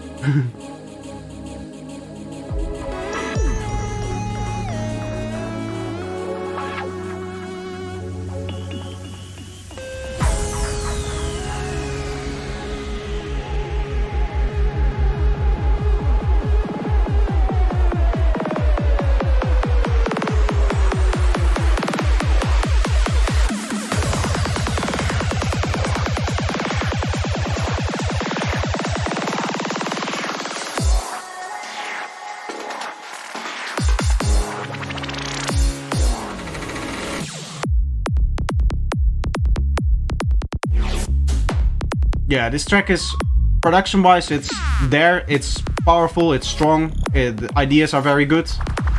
I like what you're doing. Mix-wise though, this needs a lot of work. My biggest recommendation I can give you is to maybe buy a DAW like Reaper, which is just 60 bucks, and to export each individual sound, each individual track in your project, normalized, re-import them in Reaper, and just redo the entire mix from scratch. They may be a little bit of a commitment, but you're going to get much better mixes from that, because the mix is all over the place right now, which, I mean, I guess that's something that you can expect from a production-only project. And I don't know how you were going to tackle this otherwise. But that's probably the best way to do this, because this mix is going to need a lot of work. There's nothing inherently about the production that won't make the mix difficult, or that will make the mix difficult. Like there's nothing that I say like, oh, here there's too many elements, or here there's just going to be issues with stuff clashing. One of the things I do here is that your bass line is completely mono, and especially with a proggy track like this, it can be cool to have the bass have a little bit of stereo information. For that I also have a recommendation, which is going to be M Stereo Spread. This is my go-to stereonizer for bass lines. A setting that I would use is maybe something that looks like this. It doesn't have to be 30, but here you can kind of set the tonality that you're going to get, because this does change the tone a little bit. But out of all of the stereo process or stereo generators that I've tried, this is the best one on bassline. And then you set the amount here. You can add a little bit of saturation on there as well, which can be nice. But yeah, this is how I would do it. The focus also has a really big impact on the tonality. It focuses more on the high frequencies versus the low frequencies, I believe. I'm not entirely sure if that's what the focus does, but that would make the most sense to me. Overall though, great production, needs a lot of work in the mixing state. So I'm going to guess that this is going to be a difficult mix for you. Because the volumes right now are a little bit all over the place. The balances between the elements isn't really properly established. And maybe that's the way that you're producing. Personally, I like to produce in a way that is at least close to a finished mix, in terms of the way that I set my volumes. And I think most people do. And if that is the case, then you have a lot of work to do, because you're not getting close to what the final mix is supposed to sound like. If you want more help with that, I do offer mixing services. I'm not sure if you're interested in that, but you'll find more information about that on my website, projectorsound.com, which I can also quickly show for anybody interested. If you go to my website, projectorsound.com over here, you can not see that I wrote my final bachelor thesis on website optimization, right? If you look at this, the way that this loads, I did not spend a lot of time on this website. It does what it needs to do. And there's this one section over here, which are my mixing services, where there's a PDF with all of the information. You can see I can quickly show the PDF over here. There's 3 packages that you can choose from. And I'll mix and master your track for you, if you're interested in that. But this mix is going to need a lot of work, because as I said, there's a lot of volume balances that are off, and you have at least a few synths that I noticed that fluctuate a lot in volume, which makes your mix a lot harder to do. So there you would need compression. In that case, a neat trick that I can talk about, but I cannot really show here, is to use a multiband first, and then go into your main compressor that you were going to use anyway. That way, what you can do is maybe set up like a 4-band setup on the multiband, have each of them kind of take an equal loudness amount of stuff in terms of how much or the signal that they're compressing. You set up your crossovers in a way that they all have kind of the same volume going into it. And then you can compress them each maybe 2-3 dB. And that way your main compressor that you're going to use to do the actual compressing that you were planning on doing on a synth like that does not have to work as hard. This is a mixing tip courtesy of Owen Palmer, who I had that debate with, for those that remember, about high passing. And he suggested that high passing was never necessary. And I suggest that it's sometimes necessary to clear up space in the mix in elements that do have low frequencies that should not have them. He suggested that if that's the case, that you should just change the element, which I don't agree with. I think that the writing should come before considerations of mixing. But considerations of mixing should be taken into account, of course, when you're writing. So there we had a little bit of a disagreement, but other than that disagreement that we have, I have nothing but respect for the guy, because he knows what he's doing. And he actually talked about that trick in one of the computer music magazines that I have laying somewhere around my apartment somewhere. I'm not going to try to find it because I have like 50 of those magazines. Thanks for the feedback. We'll make the bass a little bit stereo, but this wasn't planned as first. The bass is very, very deep. Yeah, I get that, but still a nice like stereo click could be nice. Specifically for transient stereonization, if you only look to stereonize the transient, I have a different plugin, also from the Melda one, but they also offer the M Stereo Generator. I find that you get nicer textures from this on if you're just using it for the transient, and in that case you would set up somewhat like this, right? So you just filter out maybe even up to like 1K, something like that. So you just get transient information, just get that little click in there, and this can add almost like a reverby kind of stereo wave to it, but much shorter. And then your setup would be a little bit of character, a lot of absorption, and you get kind of like a reverby, but very short, maybe like a 2 millisecond reverb. Imagine something like that. You can kind of get that kind of stereo wave just on the transient, which sometimes can work. Using a combination also worked really well. The track that I've shown in some recent videos, the one that I did, for example, the one shots in, and the one where I talked about my wavetable bassline, those two videos, in that track I use a combination of both stereo generating methods, and it just results into a better sound. Overall, I think that stereonizing your bassline a little bit results in a better sound than having it fully mono. So I would definitely recommend that you look into that. The Computer Music Magazine is great for these free plugins. I highly recommend them. I don't use their free plugins.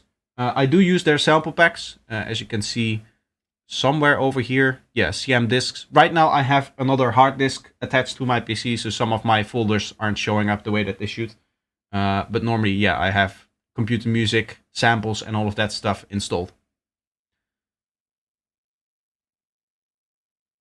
Sometimes think that stereo on the transient of the kick would be great. I don't think that you want to go that route. What you could do is layer a hat on top of your kick, which is a very like that often happens inside of Psytrance, that the kick is layered with a hat. And then that hat has a little bit of stereo information, but the kick itself, at least for me, is completely mono. And even if you're going with stereo widening, the way that I'm speaking about stereo widening here, let me see if I can show a quick example. Yeah, why not just make a quick kick and bass so that I can show that as an example. I'll go into my drum pack, which again, by the way, is on sale right now, 30% off, code SPRINGSALE24. If anybody's interested, I'll get myself a nice kick over here.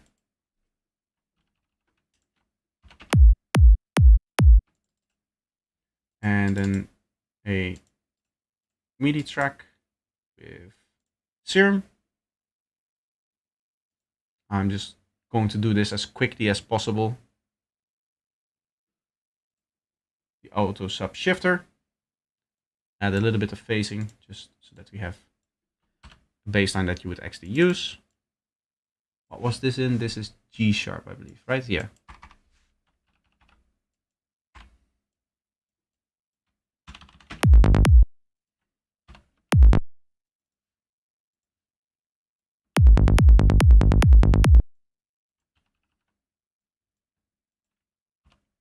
When it comes to stereoizing your bass line, the way that you want to probably set up a setting is for your progressive track, you can go a little bit higher, but the setting that I would probably go for,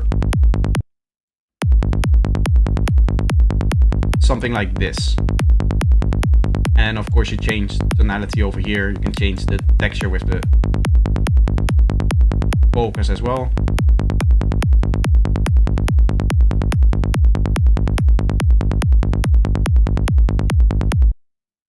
As you can see, the amount that we're stereoizing is almost nothing. It's not like this, right? And then for you, maybe a setting would look like this on your prog bass, right? It's not actually very stereo. It's still very mono compatible. And in general, this plugin is completely mono compatible actually. But you can hear, if I set it back to the reasonable one over here,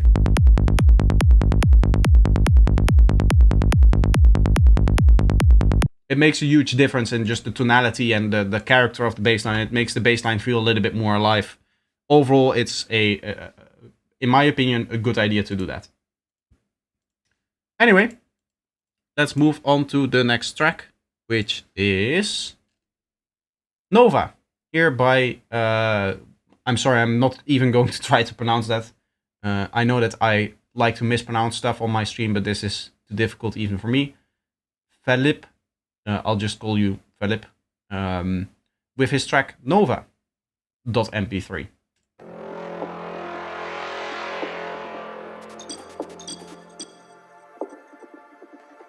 I have an old copy, an old CD-ROM with a copy of Madonna Labs Alto synth back in the old days. They have a lot of cool stuff indeed. They have cool plugins. I just never ended up installing them or using them. Very bright downlifter here.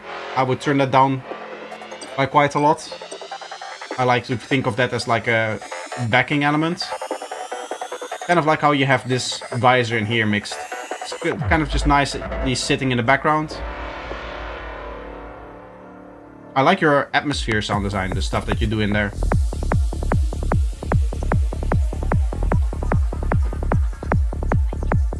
Not a fan of your kick and bass, though. First of all, it's not cleaned, so stuff is pushing into your transients.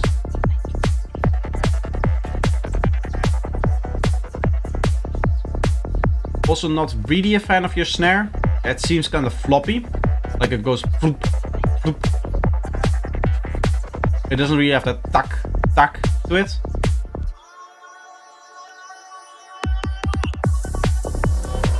Strange that this kick is different from the kick that you have over here.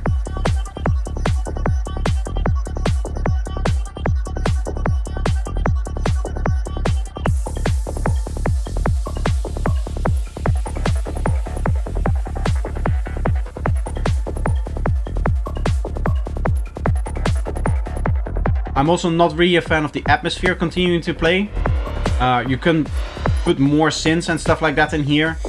And really try to raise the energy level a little bit in here. Currently it's staying fairly low.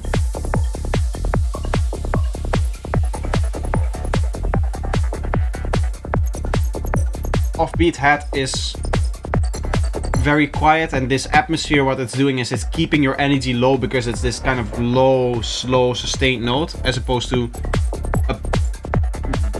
if you leave that out, it becomes tackier, right? The track, because you remove that long sustained part, your brain is going to focus more on the faster elements that are playing, and therefore the track becomes more high energy. But overall, there's a lot of top drums missing to make this an actually high energy track.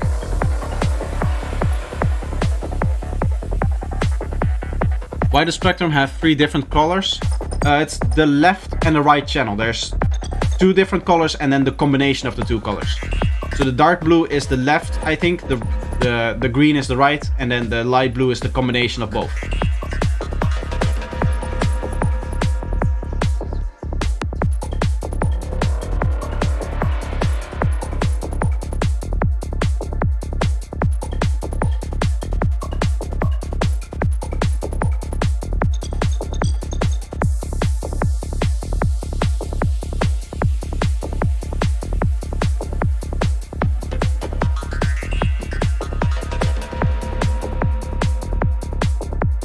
I like that little effect that you had going on there.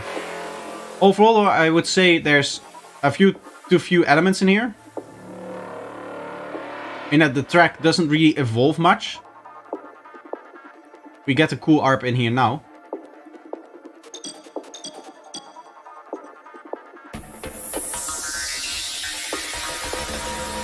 Again, this downlifter is very loud. To be honest, I would just remove that downlifter. It doesn't really add anything for me. Needs more mid. Yeah, there's a lot that this track would need, actually. I'm just trying to point out like the main issues with it. And that mixing stuff and that kind of stuff can come later.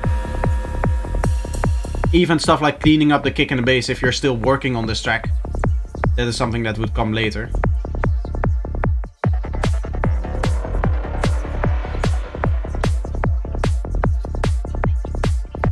Overall though, I do like the tonality of your bassline. Even though it can have a bit more transient, the processing sounds well done. It sounds like it has that nice kind of almost dark side-ish deep vibe going on. But my main issue with this track is that there's just not enough going on. It's the same elements over and over again. Like we've had this vocal gated pad thing 3 times now in the exact same way. I would just play this in one section of the track and then never again, so that it becomes a unique element. As opposed to just constantly repeating. The same is kind of true with that very big growl that you have. As cool as the sound design is, if you play it over and over and over and over again, at some point it just becomes very boring. Which is definitely what I heard over here. It just needs more variation. It needs more stuff that is unique to one part of the track. But overall, the idea is there. And if you just continue pushing and continue working on it, I think you'll definitely get there. Really early draft vocal isn't in the first part yet. Okay. Let's see. This is just draft.mp3 by Pat Person over here. I'm not sure how I should pronounce this letter. I'm assuming that's a P, but it's not because this is a P, right? But I'm just saying Pat Person. If that's wrong, then let me know. Sorry. Ear gets fatigued. Yeah, no, not really fatigued. In ear fatigue, we usually mean that you, when it comes to your own mix and your own production, you feel like you're better than you actually are because you've been listening to a track for a long time. In this case, it's just, to be honest, it's just a little bit boring. It doesn't really challenge you in any way because it kind of just always stays the same. It doesn't really progress. It doesn't. The track doesn't really evolve. There's no new ideas halfway through the track, right? If we're 2 minutes in, it feels like we've heard all of the ideas, and that starts to reflect on the rest of the track. It's not like what you've done maybe up until like 2 minutes isn't okay, right? With all of the first time that you introduce, the first time that you use an element, all of that is fine. It's just everything after that becomes boring because, hey, this is the stuff that we heard before, kind of thing. Not really the ear fatigue as we normally say ear fatigue, as we normally refer to ear fatigue in like the mixing context that it's normally used in. It doesn't reset it. Yeah, there's nothing new in there. It also maybe resetting the listener is maybe something that I skipped over, but with the fills in regards to that. Maybe that's a factor, but I'm not trying to overload you with information if you're watching this part of the stream back or something like that. Anyway, draft. Let's have a listen.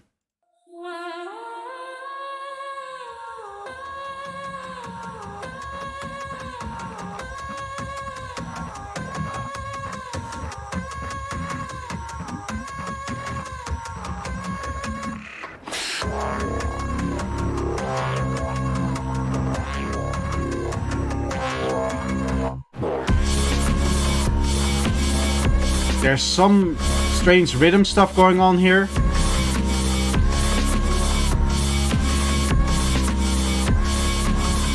I'm not sure if it's intentional, but you're using some very experimental polyrhythms, polymeters, whichever of the two it is.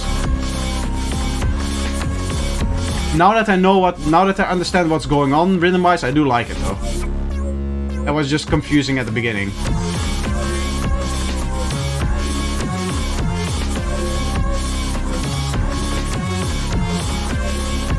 I'm not a fan of the open hat on top.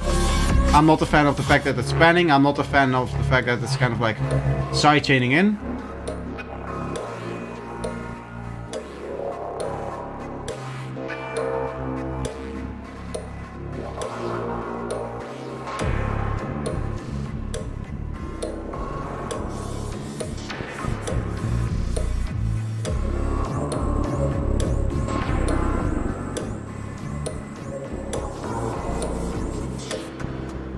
This is either something really experimental or written by a beginner, because the rhythms are a little bit all over the place, but it feels like sometimes it just completely makes sense.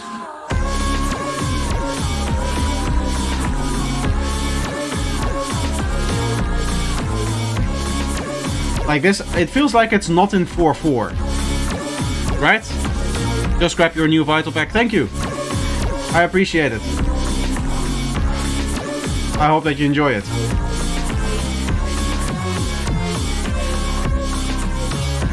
I'm starting to lean more and more to the side that you actually know what you're doing and that this is all intentional, all of these complex rhythms, in which case I'm all for it.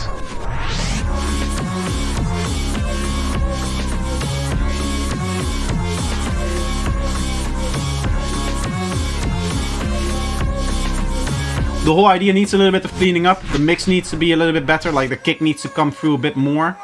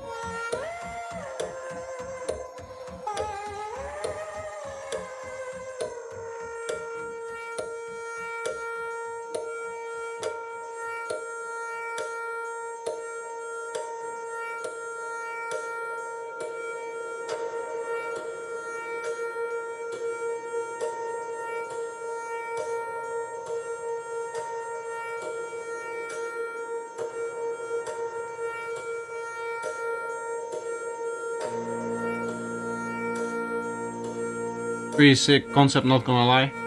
Yeah.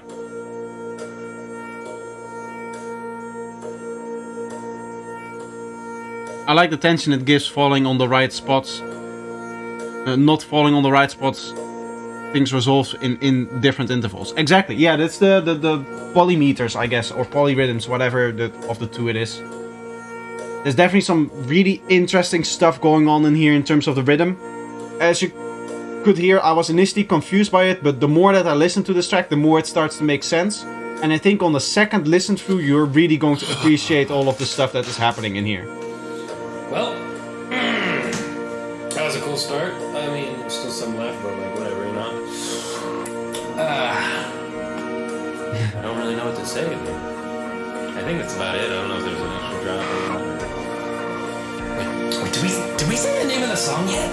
Like the name of the song on that, like did we say? I don't recall. I do feel like the vocal has a little bit of issue coming through.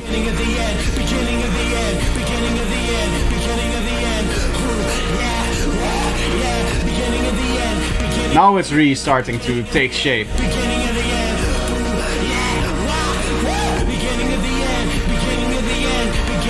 I feel like I've never really found the rhythm of this track.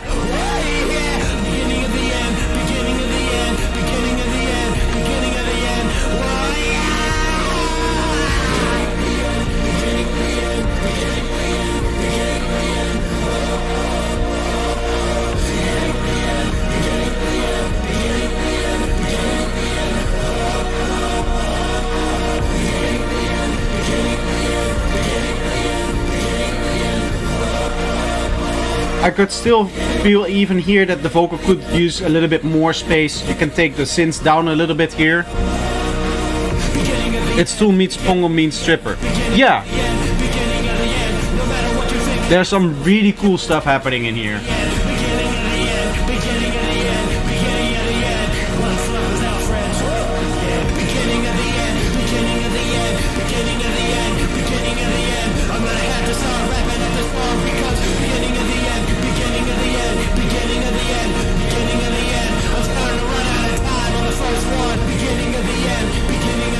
Can you hear how sometimes the vocals, especially when it's not saying beginning of the end, it's hard to hear what he's actually saying?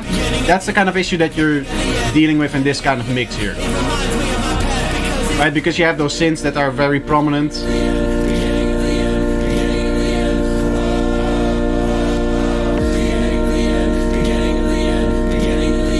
Like here it's okay because there's less stuff happening.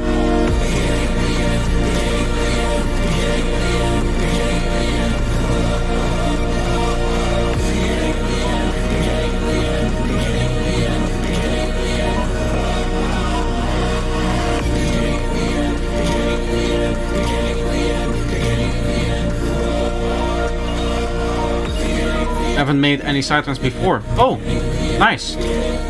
Glad to get you into it. I don't know what just happened. I feel the exact same way, but I really like it. I must be here then.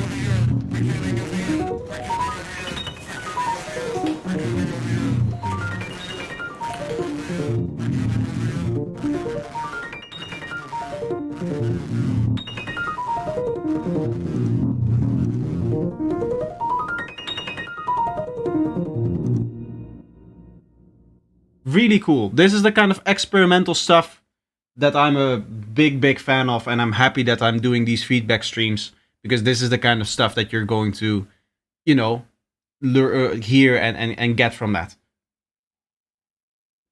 Although the mix definitely needs some work, and there's maybe one or two things that I said, maybe even in the beginning I said some things that I wouldn't agree with anymore now, because I just didn't understand what the track was trying to do. Right, in the initial part I said something like the rhythms don't make sense to me. That's the whole point of the track, so ignore that feedback. But the mix definitely needs to be better for this idea to shine through. Still though, this is a very early draft, as he said in his submission. So I don't doubt that the mix will definitely be better once it's finally finished. And then this is a very cool track. I'm really happy that you submitted this.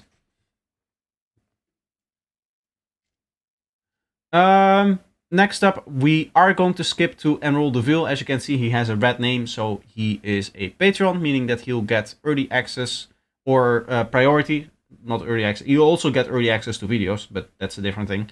You'll get priority in the feedback stream, and then after that, we're going to continue with Learning Project, and then Tox S4494 here, and then we'll get Bush as well. How long have I been live? It's been 2 hours. To be honest, I don't really want to do too long today. I have some other work that I also need to do, so depending on how many more tracks we get in the next few minutes, I might close the queue here and I'll just call it after like 2.5 hours or something like that. There's still people submitting, so we'll see.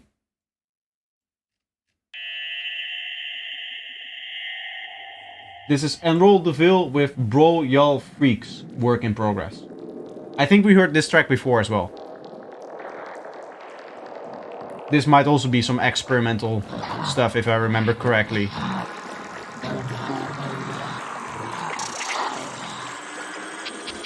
It's definitely dark.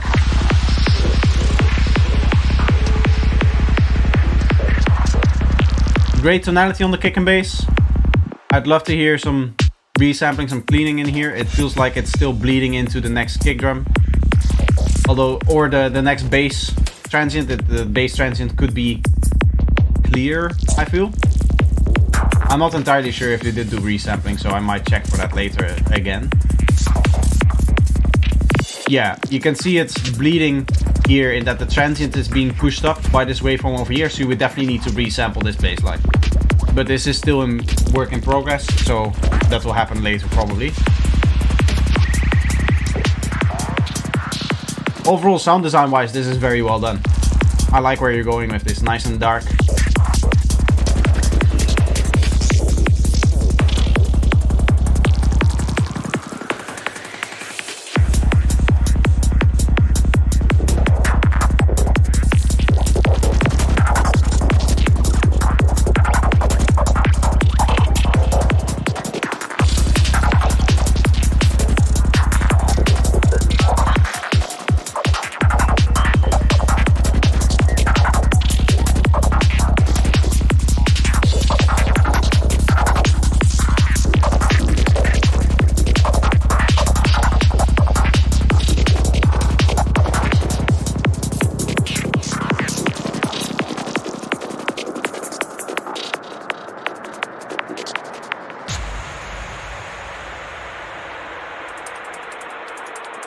I like that riser turned into even somewhat of a downlifter, but mainly like a noise texture here. That's really cool. Cool way to make sure that the riser doesn't rise up to a point and then everything cuts out and it's nothing again.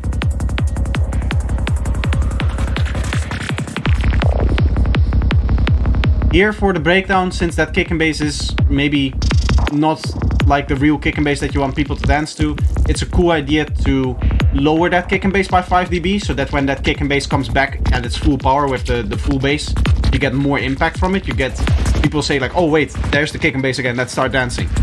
Whereas now it feels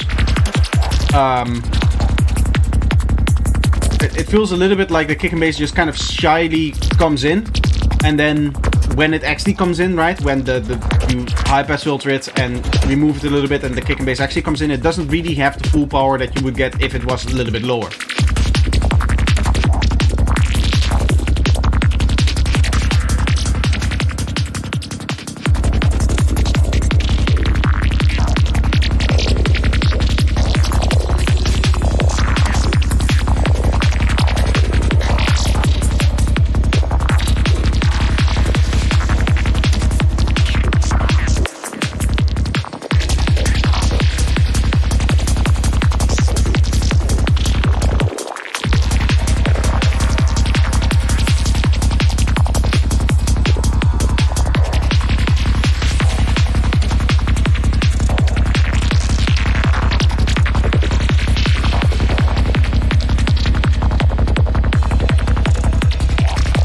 I think this is one of those tracks from a producer that is very similar in me in terms of workflow, in that you like to work with a track that is very close to its final mix in the production.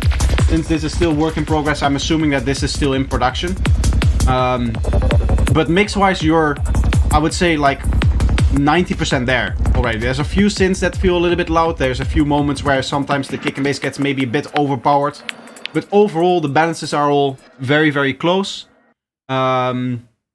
It's a great track. I like it. Very cool sound design, very cool ideas, nice and dark, a little bit different from all of the other stuff that we've had so far. Overall, very, very good. I like that everybody likes that Bad Person track. I'm again really happy that you submitted as well. As I said, I really like experimental stuff like that. Even this I would consider somewhat experimental, at least in relation to, or if you compare it to the stuff that I normally listen to. I know for like Dark Side, it's maybe even pretty normal. Right, if you listen to a what's it called? Modem live set, I can definitely imagine this just being part of a modem live set, but for me it's really special, and that's why I like doing these feedback streams, because you get so many cool different ideas from different producers. I think personally it's a big benefit for me as well as a producer that I'm just every Sunday spending 2, 3, 4, sometimes 4 hours listening to ideas that I would never come up with myself. But yeah, I just love doing that. Do you have a tutorial actually on making aggressive leads by any chance? The one that may be of interest to you is the FM recipe book. thing that I did where I made like 3 FM synths, but they are for high tech. They are aggressive, and you can apply the things that you learn in there, because in that video what I really set out to do was just identify some characteristics and then implement them through sound design, as opposed to just sitting here and say, for this FM synth, you want to put that parameter on that and that parameter on that. I really don't like explaining tutorials that way. So maybe you can implement some of that and kind of adapt it to get more of an aggressive synth, but it's not going to be a step-by-step, parameter-by-parameter kind of thing. Even though I do make all 3 of the synth sounds that I show fully, right? Like I do explain what I'm doing while I'm doing it. It's not like set this parameter to 50%, set this parameter to 7, set that parameter to 5.5, add modulation from this to here, set decay time to 6. I don't think that you really learn anything from that, which is what I like to achieve with my tutorials. Actually teaching you for yourself how you can come up with a list of characteristics and how you can partially implement that into actual sound design, which was what that tutorial set out to do. So that's maybe interesting for you. Other than that, there may be a few old tutorials that are in there, but again, what you'll probably find is that that's not a parameter by parameter tutorial, but more the explanation of a concept that you can then implement in your own sound design in a way that you see fit. Reverse engineering, kinda. It's not like that, because I don't start with a synth that I already have. I just start by knowing the characteristics of the sound that I want to get to. Right? It's not like, oh, I have this sound, let's remake that sound. It's more like, this is the idea that I have in my head. What are some of the characteristics of that idea? So for the FM1, it is gritty. It is often like very wide. It is often like glitched up a little bit. The sound is playing a random rhythm. Usually there's a modulation on top that is very random. I go by all of those characteristics, and then I show you how you would implement each of those characteristics into an actual patch. I might do more of those recipe book videos. I have a Darkside baseline tutorial that I have started scripting now. I think I should look back into it, because I started that before Easter, that idea. But I do have like half a script or something like that, some bullet points laying around for that. But that's also going to work in the same kind of vein, and I might end up doing maybe like a Darkside synth kind of thing. I might end up doing more other synths, that kind of stuff. But that's the kind of tutorial that I think that I can redo a couple of times for multiple different sounds. And then, like, you know, actually show you with the characteristics and all of that stuff, how you would kind of learn that process for yourself, as opposed to just showing parameter by parameter, as I said before. Anyway, next up we go to learning project with ADA 195 BPM in E. You can see that I'm tired today, right? Oh, I'm getting some WhatsApps. Let me quickly close out of that. There's no need for that to show up here. How many tracks do we still have? This is quite a short track. This is quite a short track. This will probably be a decently long track. I might sit here another half an hour just listening to these 4 tracks. So what I'm probably going to do is close the queue. Unless something really important comes up, but I don't think there will be. So for today, with these tracks, we're going to call it a day. And we'll listen to all of them, of course. And then, of course, next Sunday there will be another feedback stream. So you guys... I thought you were dyslexic. I am, but I'm also tired. Normally I don't mess up just reading like this. Fun fact, when I got into the test for dyslexia in middle school in the Netherlands, the person running the test, me and a friend of mine, they already said by, like, you had to take the test to get your dyslexia diagnosis, because in the Netherlands there's the 80% rule, in that you only have to make like 80% of any tests. There, because of your dyslexia, they give you like a slight advantage. I guess not really advantage, because you have a disadvantage that they try to counteract.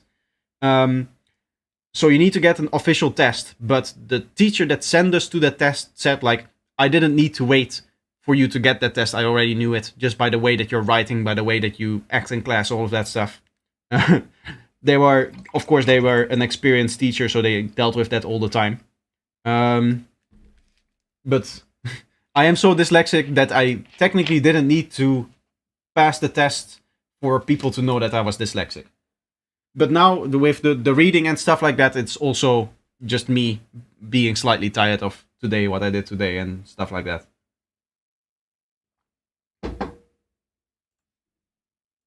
Anyway, learning project ADA 195 BPM in E. Mix master by learning project.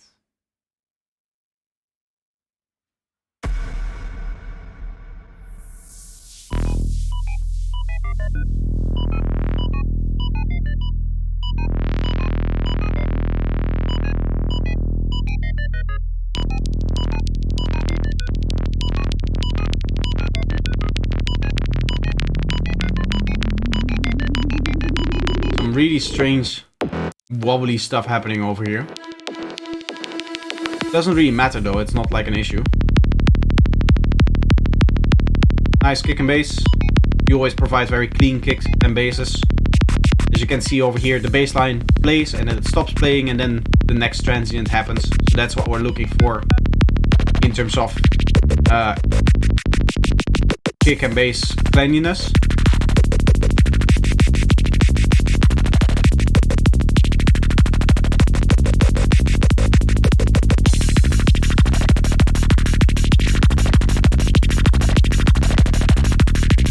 Not really a fan of the open hats. Could be a bit better. I do like it in combination with the snare though. Sometimes it's strange how those textures on their own sound strange, but when you put it in combination with a snare or with some closed hats and stuff like that, it becomes a lot better.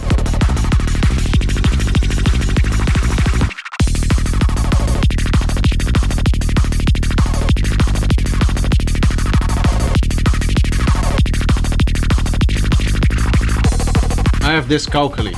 That's newer. When I got my diagnosis, there wasn't even a lot of talk of that. But that's like a, yeah, it's more of the numbers and stuff, right?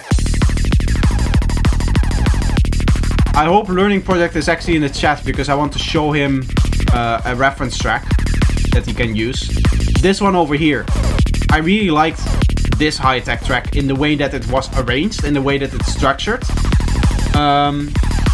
I think I've said this many times before to you, Learning Project, the way that you arrange your synths is not something that I'm entirely a fan of. The way that the structure is very, very rigid on it.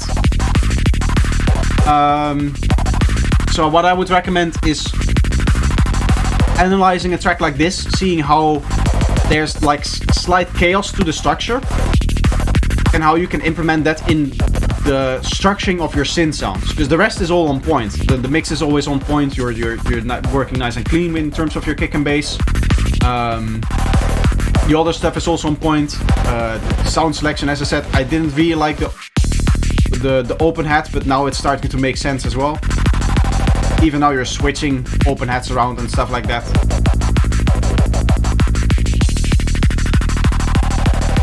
But the main issue that I usually have with your tracks is the way that you arrange your synth sounds. It sounds very forced, I guess.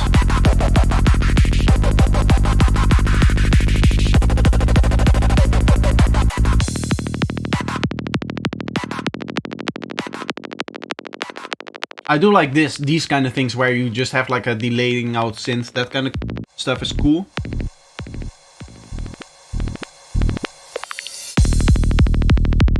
Also this kind of stuff, the way that you do that is very nice.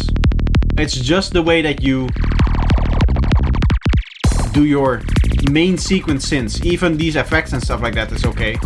But now that we get into the part where it starts playing as a sequence, it's not really structured like any high-tech that I'm familiar with. So it sounds a little bit off.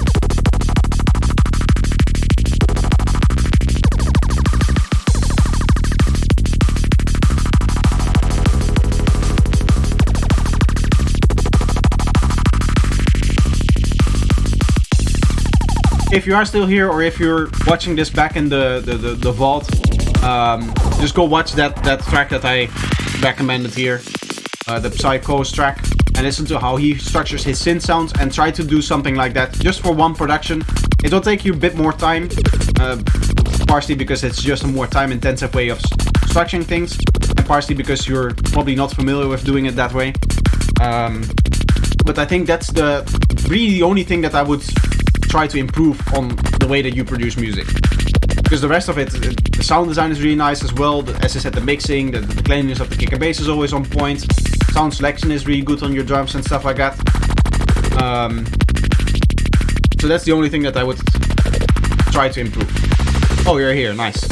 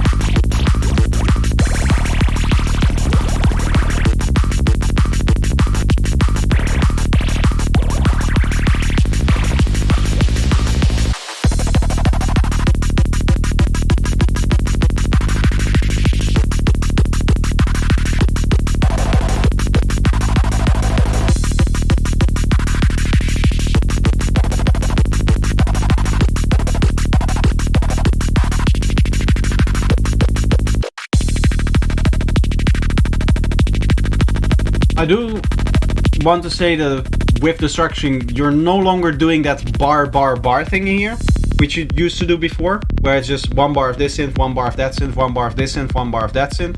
So there's already a little bit of an improvement there. You just need to take the concept a lot further. If you listen to that reference track, you'll immediately understand what I mean, but because there it's like here you're playing a synth, and in that track there's this whole sequence of synths kind of mangling through each other and creating kind of one sequence out of maybe even 10 sounds, 20 sounds, right? So that's why I say it takes more time, because you're going to need to spend a lot more time on details, and it's like you cannot just lay out a MIDI and then modulate a little bit over it and call it a day. There are some ways that you can kind of hack the system. One of the things that I always recommend for anybody that is more into the actual psychedelic side of psytrance, right? The dark side, the forest, the even high tech, is to do sound design sessions where you, for an hour, you just, or maybe even a whole afternoon even, you just sound design and you render that stuff out to files. I believe this package is available on my Patreon, the jam sessions that I did. But these are just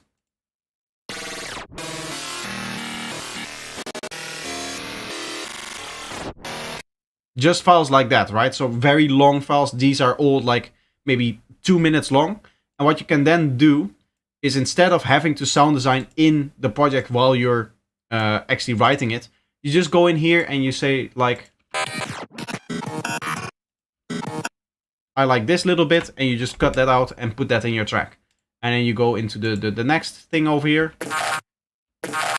find a nice spot for this kind of sound, right? And then you basically what you're doing is you're offloading the sound design to another date, and then you're just focusing on the arrangement when it actually comes time to write the track. And that's a little bit of a hacky way of doing it, but that can save you some time as well. Overall though, I do think that the structuring of the synth sounds is really the only thing that you have to improve, and then you're just making great sounding music. It's already good. It just can be great. Right, it can be the high tech that you hear all of the pros make, essentially, is what I'm trying to get at. Because that's, in my opinion, the main difference between what I hear in your music and what I hear everybody, or the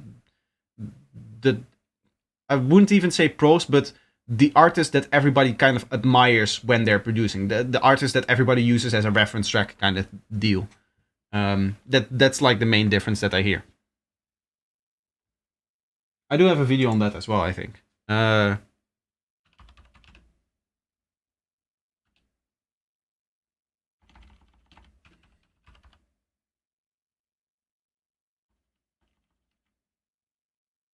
I do have a video on it, I just cannot find it right now. Give me 2 seconds.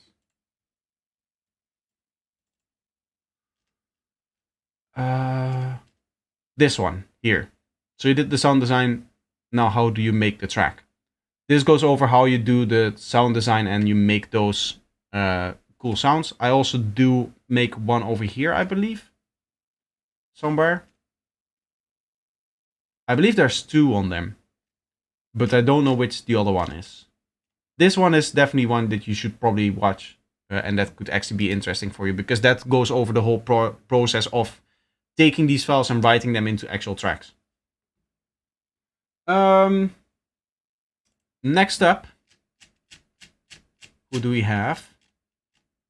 We did this one. We went then back to here, and now we're here.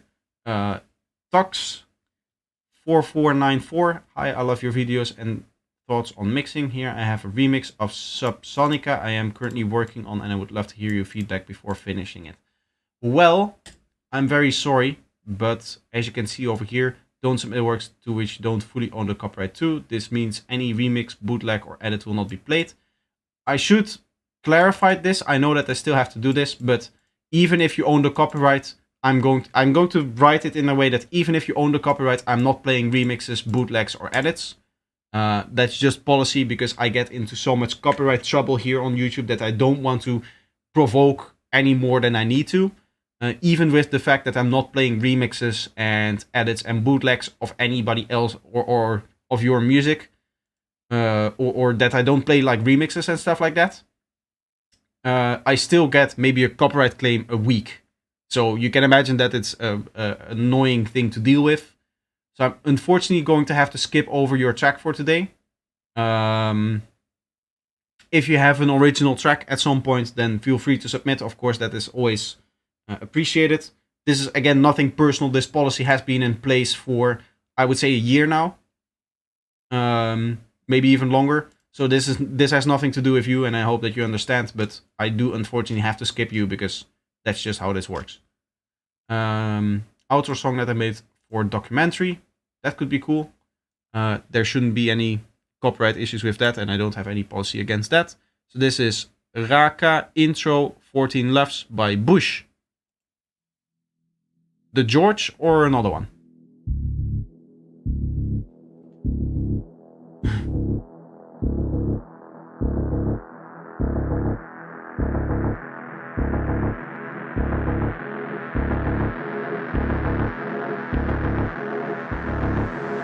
I wonder what kind of crazy documentary this is gonna be.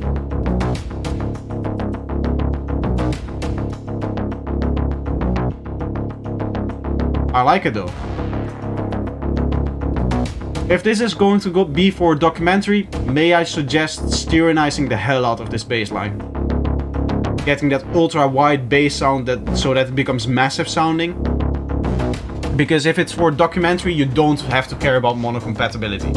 Maybe for the sub bass, you can add a separate sub bass that is mono, but the rest is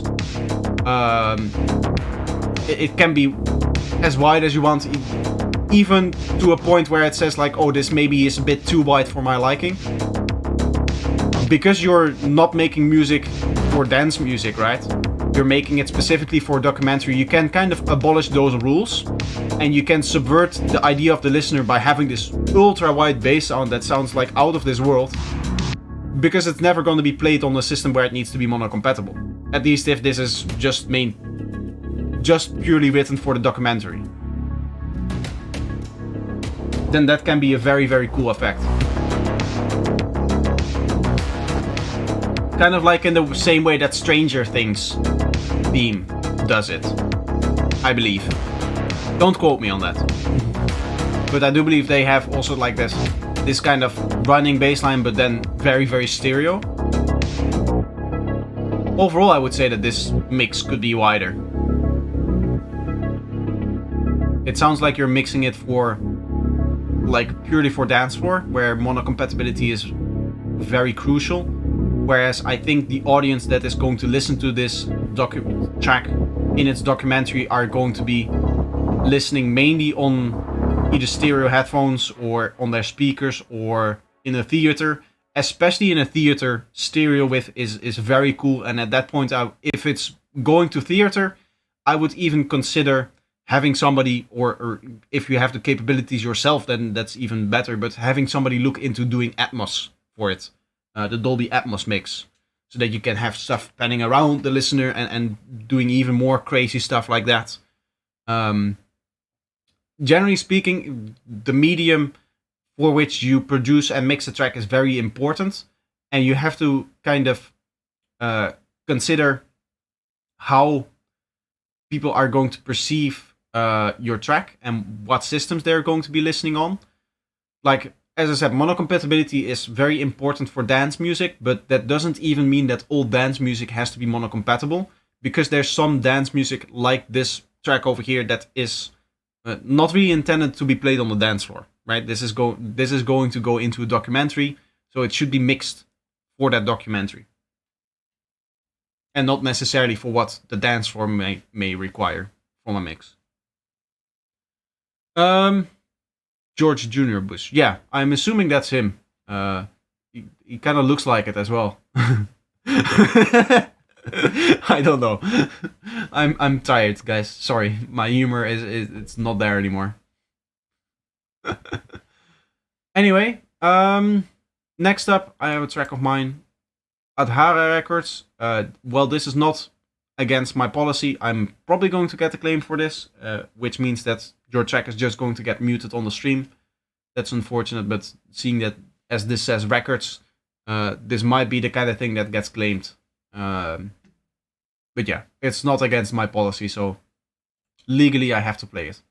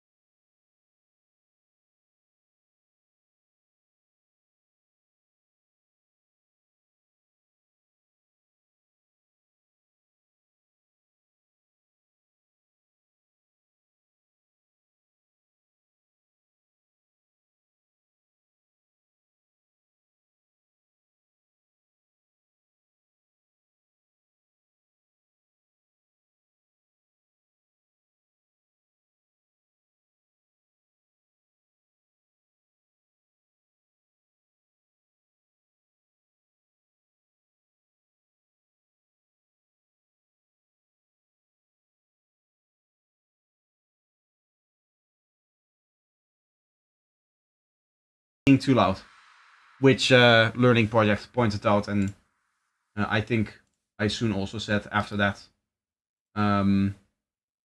But that's not the main issue of the lead. I just think it's not a good lead. I don't think it's a cool idea, and especially because you're using it constantly, it just makes the track boring.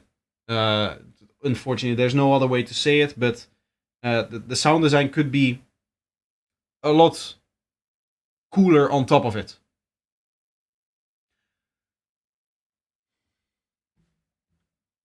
Okay, I'm going to end it here for today. I've done my 3 hours of streaming, so I'm happy with that. I'm now probably going to go to bed soon because as I said, I'm tired. I do have to eat something still. I have some rice that I can warm up, so that's going to be nice. I hope you guys enjoyed. I hope that all of the feedback was helpful, and I'll see you guys next time. Which hopefully this week I'm not so busy that I don't have any time to stream. As you may have noticed, my last stream was also a feedback stream. Usually I like to stream during the week as well. But this week, with everything going on, the sale, the release of my Vital Pack and all of that stuff, it was a little bit harder. Speaking of Vital Pack, I once more want to shout out quickly my Gumroad, which has 30% off of everything. If you use code SPRINGSALE24, you can see my masterclass over here, which is 30% off. All of my packs over here are 30% off. These mini packs, although they're just $2, you can now pick up for just $1.40. And then, of course, also my remix pack, if you're interested in remixing any of the tracks on my album. You can pick that up as well. Overall, just check it out. It supports the channel. It's great for what I do here. It allows me to make these videos for you guys and these streams and all of that stuff. So I hope that you enjoy the sale. And I hope to see you in the next stream as well.